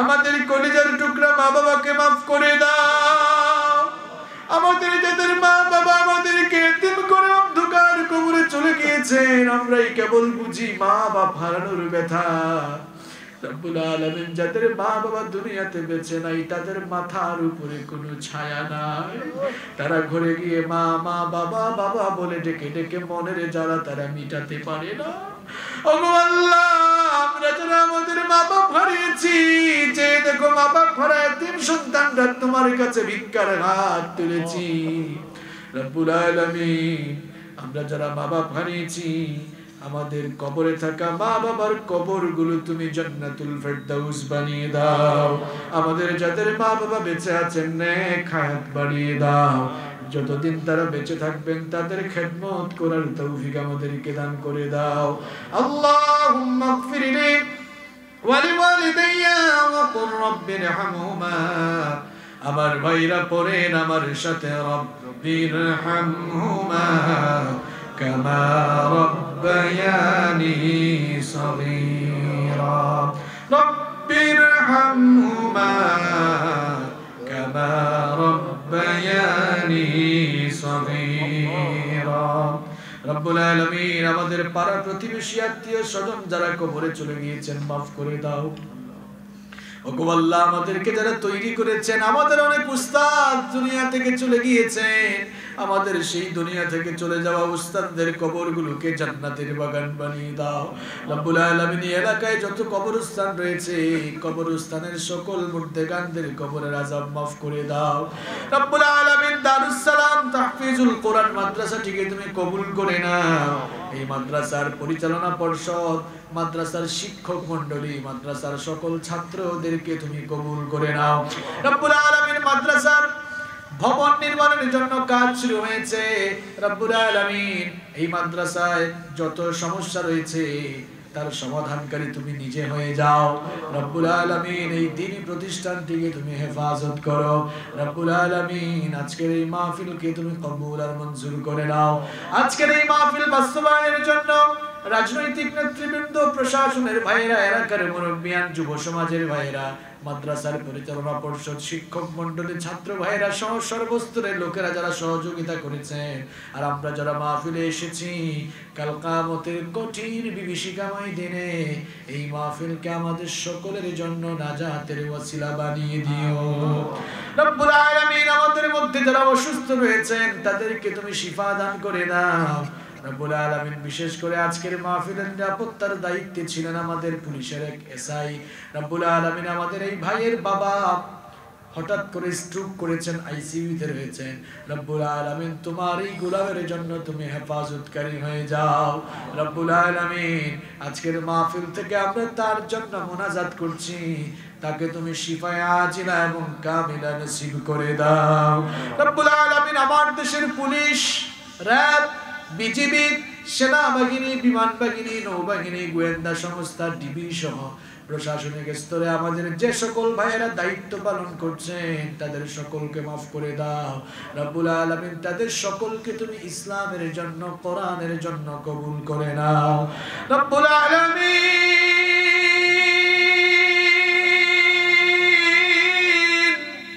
শেষ ফরিয়াদ তোমার কাছে গো আল্লাহ দুনিয়াতে কেউ আমরা চিরদিন থাকবো না রব্বুল আলামিন দুনিয়া থেকে সবাই আমরা চলে যাব আমরা তো গুনাহগার মানুষ আমাদের গুনাহের কারণে গাড়ির নিচে চাপা দিয়ে কঠিন কঠিন রোগ দিয়ে পায়খানা প্রস্রাবে বিছানায় ঘোরাঘুরি করে এমন জিল্লতি আর বেইজ্জতির মওত আমাদেরকে দিও না রব্বুল আলামিন আমাদেরকে ইজ্জতের হায়াত আর ইজ্জতের মওত নসিব করে দিও ওগো আল্লাহ যতদিন বাঁচবো ইজ্জতের সাথে আমাদেরকে বাঁচিয়ে রাখিও মৃত্যুর সময় আমাদেরকে ইজ্জতের মৃত্যু নসিব করে দিও যখন আমাদের মৃত্যুর সময় এসে যাবে আমাদেরকে পুত পবিত্র বানিয়ে আমাদের জবান থেকে তুমি জারি করে দিও লা ইলাহা ইল্লাল্লাহু মুহাম্মাদুর রাসূলুল্লাহ সাল্লাল্লাহু আলাইহি ওয়াসাল্লাম আসসালামু আলাইকুম ওয়া রাহমাতুল্লাহি ওয়া বারাকাতুহু